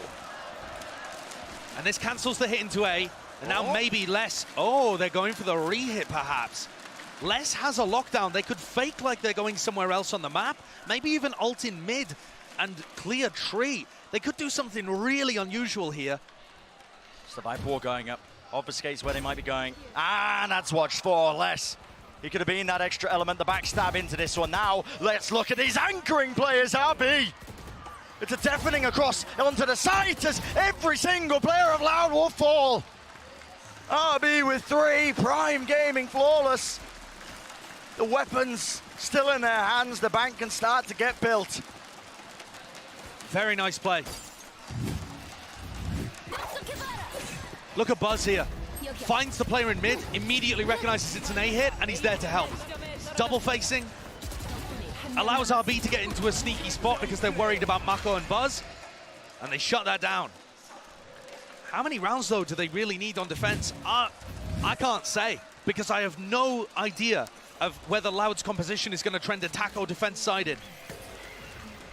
Buzz creeps into an advanced position here. Push deep. He's got the backup of Zest. Flash over the top, and a recon. Broken though, doesn't reveal anything. Yeah, it's a lockdown used. Looks like trying to fake into that A pivot. Forces out the Hunter's Fury. Is it too high? Looks like it's directly on target, so remove 4, and Buzz, it's watched for. Really diligent from Kawazine. Easy collection there. But now you have to get through Mako. An absolute rock, the foundation of the team in the last 2 maps. Trailblaze is good though. Stunned up, I believe, onto Mako. What does he want to do? Still holding on to the paranoia, smoked off. Now using the Seekers to try and push their way through. Heaven still being held, and they cancel out that ult. Re-clear. Les, oh my goodness. It's getting tenuous. Les really wants to get into an advanced position here so he can fight the lockdown. And he finds the right angle. Picks off Zest. Does RB even choose to go for it? 3v5 and DRX is saving again. Backing away. They have money to buy. They could have gone for it if they wanted to, but I'm surprised. At some point here, you're giving up too many rounds. And remember that their defense side was good. Even in the game on Ascent where they lost, they were still getting value on defense. This is very different. It feels like DRX are struggling to get a grip in terms of how Loud approaching the map. The Viper Wall is doing a great job, I think, of hiding a lot of this. And Loud are going to go hunting for these weapons. Most of the time, I do feel, though, that DRX are getting good information behind the Viper Wall. I don't think it's threatening too much. What's really going wrong for them is that they can't stop the A splits. They run out of utility. And maybe part of that, Bren, is that Stax is getting pulled away from A. Right? He feels like he's forced to play B, forced to use his 0 point there for info. Yeah. So maybe that's some kind of like passive value that the Viper setup is getting. When you watch, for example, Leviathan play this map, Stax is always, or at least, sorry, King is almost always going to be over towards A, where he can use that fragment grenade over a catwalk, stop a hit from coming through. It's a little more difficult when you play sat back in the site. And your player over a tree just gets smoked off. Yeah. Second timeout used for DRX in the first half here. Bit of an indicator maybe that they're starting to feel it. The gravity, the weight, and expectations. Do they fall? Do they crumble again like they did at Champions? Bringing it all the way. Making that reverse sweep a possibility, but just faltering at the final step? Or is this going to be a different chapter, history being rewritten? And both of the semi-finals that we have in this tournament are the same story. One team hunting to be the first team ever to lift 2 trophies. The other team wanting that long-awaited chance at glory. DRX in the same vein as Fnatic. So many times they've been close. And it feels like this. They've surely never been closer. Viper Orb in mid is so good. Pushing back any deep pressure. Drones there. Wow, cowers in. Watches it. Buzz as the first death yet again. He just can't find value against this. Loud know exactly where he's going to be, and that is massive value coming out from the Viper Orb, right? It can stay up for so long. He doesn't feel comfortable pushing through it necessarily because you take so much damage. Very difficult for Buzz to play around this when Loud is so slow and diligent at the beginnings. Trailblazer. Nano Swarm up close, cancels it actually. Nice. Pretty nice play indeed. Snakebite into the back. Lockdown going to be used. RB just can't quite evacuate Zesto. Weaving in and out. He does get one for his efforts, but eventually dealt with. And there's a lockdown, making sure we get a little bit too dicey still. It's a nice 0 point, clearing out B main. I think Stax and Mako should have a decent idea that everybody's on site or playing a very deep position. But at some point here, you just gotta go for it. Yeah. 2v3. This one is not the round to save. All players on the side. Flash, rebound, up top. Paranoia as well. Player close. Crossfire's good. In fact, it's excellent. What a retake from DRX. That bounce flash combined with the Paranoia is everything. Oh my word, these guys have been drilling their utility combos. Woo, that is good. And they knew exactly how to play in that moment. I mean, beautiful stuff. It is a lifeline for DRX to hold on to. Because otherwise this map has been getting ripped out of their hands. But the retake looks nice there. Perhaps playing retake B and stacking players more towards A would be the solution here. But coming out of the timeout, we still just ended up in a fairly even situation. Stax drifting over to A, uses the fragment grenade early though to try and establish a main presence. Very early. But surely they can't hold on to this. It's just to get Buzz set up with the operator. I mean, surely he doesn't get away with this. Oh, contact peak, dash, disengaged. Snakebite at his feet, vulnerable, but just one more tick of damage might have done it. Paranoia used as well though, and Mako forced to smoke up. Pushes it back, spam down onto the Trailblazer. Sadak, you're lucky. He does survive in the midst of all of this, unless is that backstab. Extra layer as he puts that pressure down. There was a no command popped off though. And so to see if they can get a resurrection there onto Stax, smoked off. Mako wants to take the risk while the rotation is happening. There was no punish. And this looks like it's going to be another A split. Mako has used one of his smokes here on Catwalk. So Sadak's going to have an opportunity to support the rest of his team. Mako's just got to go huge. I mean, and this smoke, it's not going to last forever. Smoke's going to fade away in but a moment. Stax jump peeking just in case they pushed. Kill found. Does not claim the second. The trade online for 2 years, but Buzz still back at the site. Knows that they're going to be coming and misses the shot. Unconventional. Sadak returns. Snap though. Wrist. Locked on and players are weak the time. The pressure is mounting. Just down to less. Afforded an easy plant. Shock darts going wide. Maybe a bit of a blunder there by Zest. Pop flash Play-Doh fully blinded and Stax not willing to give any opportunity. What a round from Stax. Bailing his team out after Buzz missed a pretty critical kill. The DRX are just about holding on here. You can see that macro game is really getting tested. Stax as an IGL is struggling at the moment to find the right answers, but Stax as a player still makes all the right moves, gets himself in position to rely on his gunplay. And as Mako buys time, wow, that is nice. And then swinging off the recon dart that Zest throws in. Good stuff. And it draws things level at 5-5. It's still a great attack half. Yeah. It is. Feels like DRX haven't quite earned enough rounds to bail themselves out just yet. They're still in that danger zone when the sides end up swapping. This time it's Mako with an attempt into mid. Deep push. Different angle. And look at that, holding for the commandant position just to pre-fire it. Stacks. Just a cat there, Mako backs away. That's crazy. They were going for a mid-crunch off Mako's paranoia, and Stacks was supposed to be trying to contest them from Cat. He just got blown up. And now Mako's got no utility. Smoke will come back online shortly, but drone forced to be used as well. Loud is set up for another great A split. No one to offset this one, is it? Trailblazer. Aspas not making any noise, but the alarm bot now is going to be notifying them. DRX are aware there was a player pushed up behind that one. Looks like Laudo trying to fake like it could have been just a bit of presence. Dash still online. Turret broken. It's now going to be the time to strike. Angle blocked off.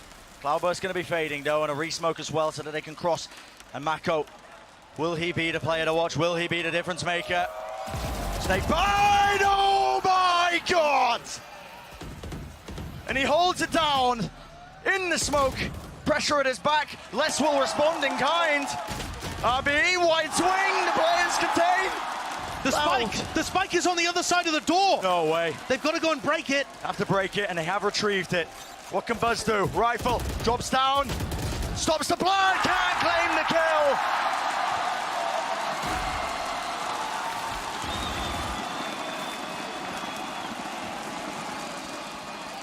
Despite those heroics from Mako, Loud answer back. He's just one man. What more can he do? 3 kills inside his smoke. Should have shut the round down, but a response perfect from Les, from Tui's. Look at the timing there. That re-swing just as the door's coming down. It's great, and there's the frustration rippling through every part, every bone in their body. Can DRX make it 6-6? Give us a half with the same level of parity as Fracture and give themselves a chance heading in. At the moment, it feels like everything is with Loud. Managed to recover. Thrown slightly off with their footing, at least in map 3, map 4. Drone from Zest, spots a lot of players. Now to Killjoy, lockdown. There's nothing to offset this one. There's no Hunter's Fury. Zest looks like he's trying to break it with shock darts. He might get punished here. He's trying to evacuate out, and it didn't break that lockdown. Still doesn't get detained. Has to be the full retake. Sada going to be planting. Oh no, not quite actually. Potential misplay. They could have had the Viper's Pit online. Instead, DRX not wasting any time. Moving forwards, B-main. Watch for, a little bit too late. Buzz doesn't recognize the threat that was coming his way in 2 years. A very smart reposition. Has to be the committal. Flash. Push them back, Sanak. Lines it up. Tumbling, falling, this way, that way. It's Loud on top. Marco, unable to stand up to it.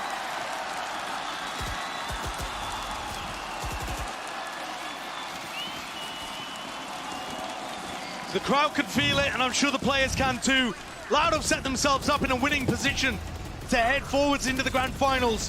1 half remains for them to seal the deal, or for DRX to answer back. Bit of disrespect there towards the end as well, as Cowanzine lands the final kill with a shorty of all things. They knew that he was low, and still, we'll send it down to Yinsu on the floor, who's got another special guest.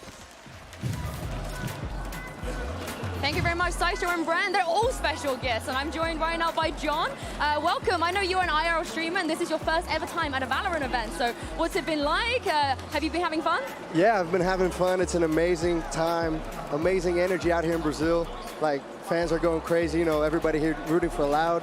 But dang, it's wild what they made here, the craziness, all the people coming up. I like it. Is this what you expected? Because I know, you didn't really know what to expect from a specific Valorant esports event, but what do you make of it?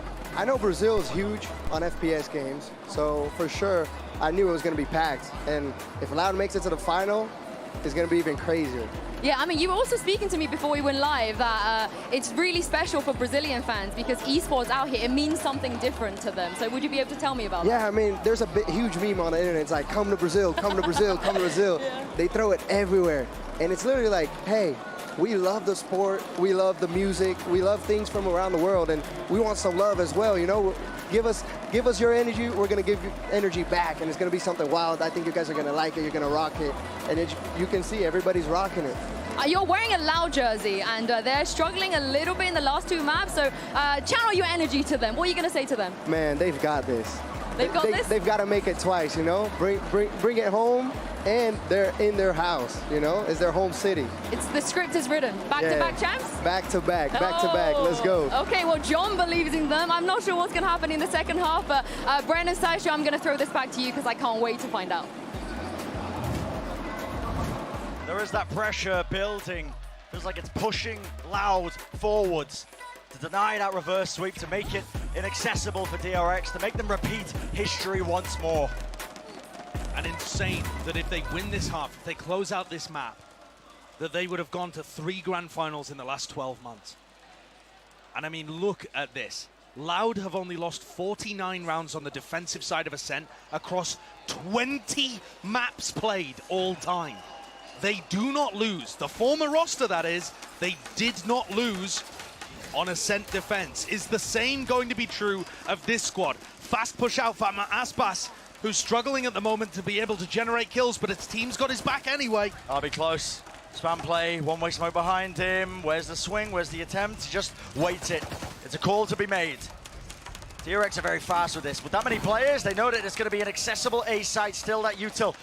Placed down, Nana Swarms on the one side of Jenny. Stax is in trouble, and it does offset that plan. Crucial time being bought. Loud, 5v5 now in the retake, and they're starting to swarm all the way in. Opening kill found, jumping right clicks, and it's DRX who just cannot withstand it. The tempo that's been brought to them. Tap of the spike, Viper blocks it. Wow, what is that? Denied, smoke, dissipates. Reset of the aim, RB. He's buying time right now, and he just can't get the kill. 10 out for Mako. Needs another miracle. And a miracle will not be it. Despite making it close, it's Loud to take that pistol. And it does Josh feel like momentum, like history is on their side. Could we be witnessing another tragedy for DRX, where they claw things back to a 5th map, just to tumble at the final hurdle? It's one thing to defeat your demons and get over the choking problem. It's another thing to go from title contender to trophy lifter. It really is a long way up to the top of the mountain. Maybe DRX just aren't quite there yet. Or perhaps they've got some more to give. Let's take a look. Disrespect shown. Sanak's going to be controlling this area of the map with those snake bites very often. It's going to bleed a ton of time off the rounds. You can, of course, go across and over them, as Buzz has just done, but it means you're dropping from a height and not favored in any gunfight that might happen. And looking through the eyes of Aspas here, Brent, he's 4-11 right now, but it just doesn't matter. I mean, over the last 2 maps, across Fracture and now Ascent. Across Fracture and Ascent, he's currently 13-27, I think it is. But the rest of Loud has stepped up. It is not Aspas carrying the team anymore, like it felt like on the first 3 maps. It is now everybody on Loud. The game plan working, the team play. The burden and responsibility of carrying the match spread across the shoulders of all the Loud players. For some so young as well. They've set themselves up magnificently. Cowan Zine's been on a stage before, but he is an incredibly young guy. So the way that he's been playing in this series, I think is just insane. Bad weaponry though for Loud on the bonus. DRX have got to stop this one. At the very least, if they have a chance here of pushing some attacking rounds through, they've got to be able to convert when they have an advantage like this. Needs to happen here. The advantage is on their side. It's around it they should be converting. Dire circumstances. They're unable to grab this one. Aspas pushed away. He was forced to try and receive that heal as well, so he's going to be brought back up to 94 health. The layers of this utility Cloud are just able to really control most areas of the map. Smoke gets dropped, Snakebite inside of it. Jiggle Pig now though, regrouping up, and well, 2 years, he misses the timing. A flash into middle from Kawanzin. Doesn't see anything. And Lauda going for a gamble over towards A, it's correct. Smoke drop, Paranoia, that's ripped its way across, and so Sadek does have to back away, but he's still alive inside this smoke. Eventually though, spammed out. Shots rattled, one after another. Lauda making this dangerous. Bulldog now upgrading a weaponry for Aspas. What can he do? Reset there, just not quite. Can't manage the spray transfer, can't quite wrangle control. So the 1v3. Les would love to make the most of this one. Drop down to 6 health, beautiful kill. But it's just nigh impossible. We'll try to make it expensive, but he gets brought down. So DRX winning the round that they were supposed to, but my word, was it expensive. Yeah, very expensive. They keep 2 rifles in it, but have to rebuy armor on one of those players, and everything on the other 3.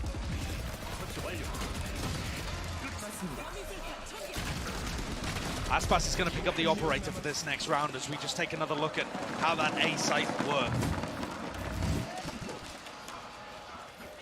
Aspas with the operator loves to get aggressive, and he's got a great feel for when to take these aggressive timings. You saw it before. The former team that had Aspas still as the tip of the spear, unbeatable essentially on this half of the map. And a lot of it down to how he plays. Close to the corner. Bit of spam, drone over the top. Aspas still not cleared out of this corner, by the way. But space in mid is going to be gained. Aspas trying to get on the high ground approach. He's missed his chance, though, because guess what? DRX barreling through. No time wasted. Sad hack. Good Paranoia is ever so slightly delayed, though. It does return the fire, and it returns the kill.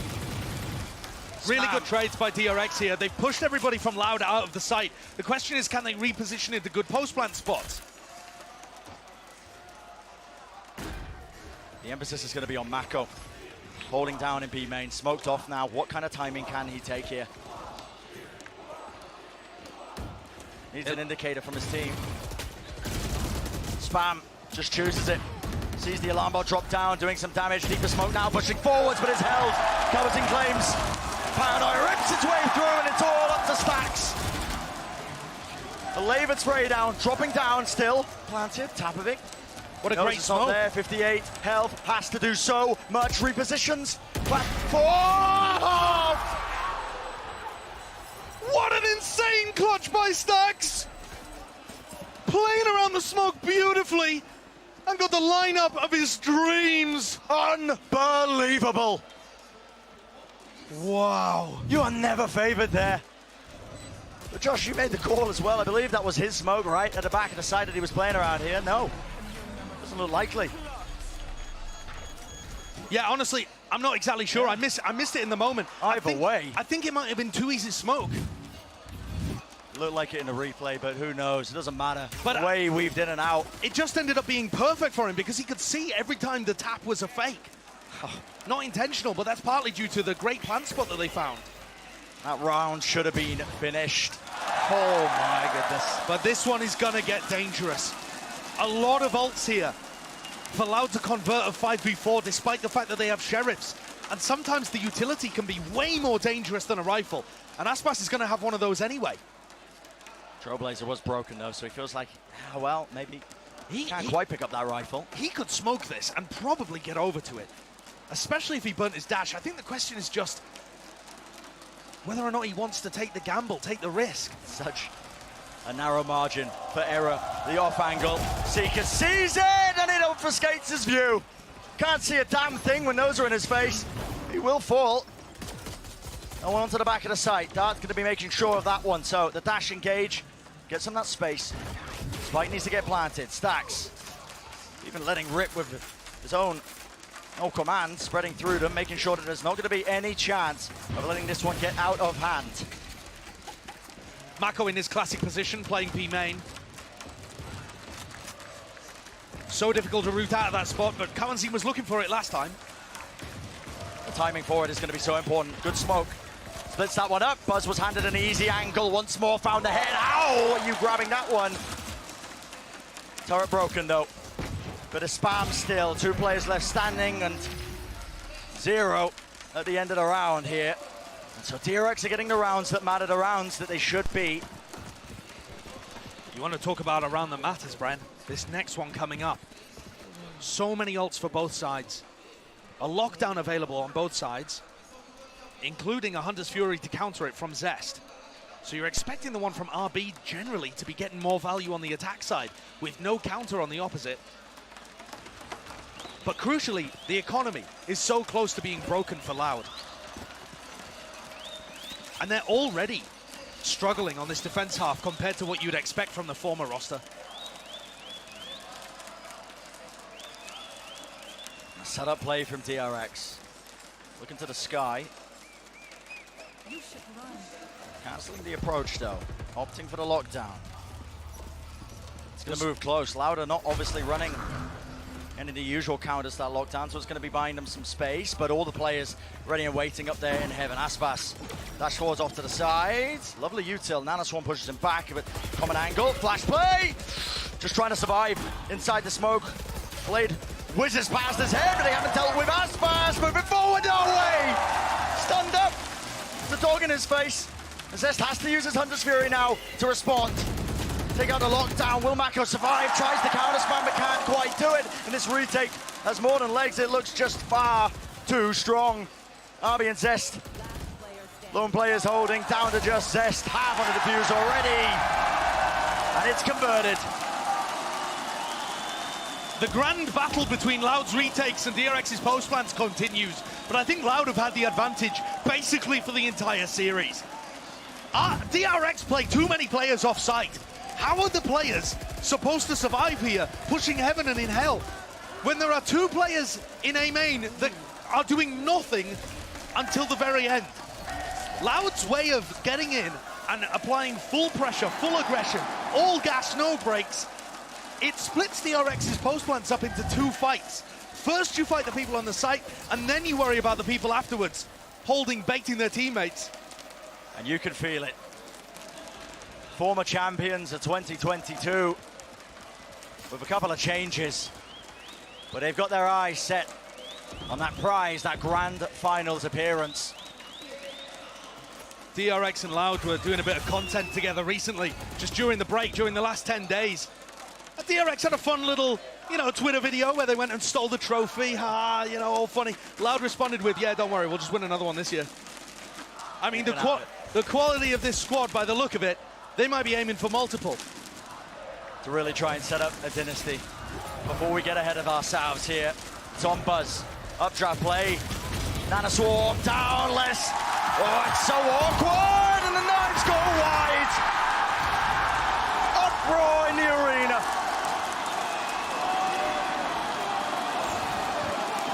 And the crowd on their feet, more so to throw it in the face of Buzz. But they can feel it. Loud can feel it. 2 rounds away from getting to another grand final. There's not much that can prepare you for this. Your DRX might be reliving another nightmare.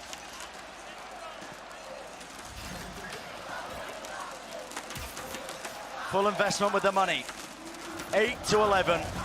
Loud with 2 opportunities. Try and get all the way.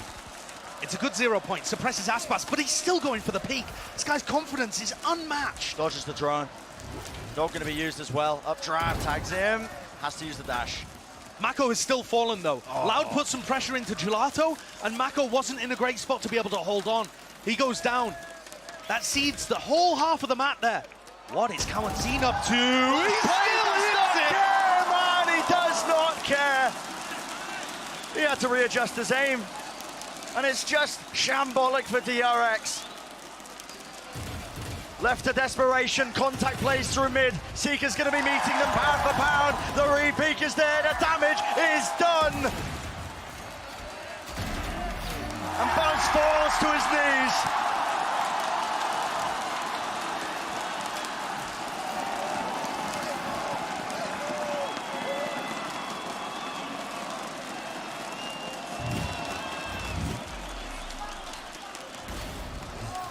Look how Mako goes down there. Loud just applying pressure everywhere on the map. As soon as DRX go towards mid, they push on both sides. And Loud have 4 chances of going to the grand final. 4 chances, and there's never been a better one than this. The money for DRX, it's desperation. If they're able to convert this and at least bring it back, I don't know what to say. It looks primed and ready for Loud to send the uncrowned kings all the way back to their region.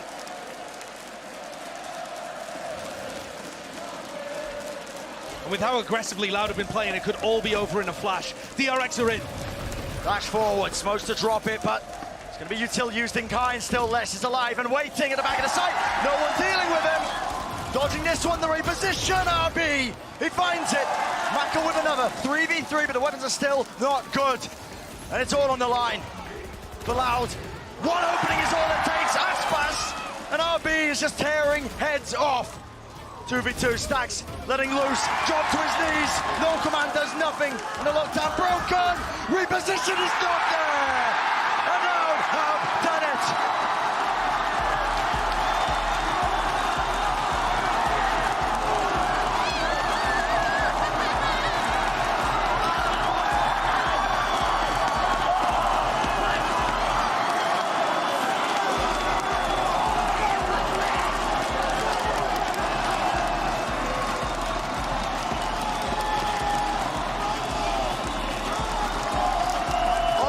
Real mental resilience.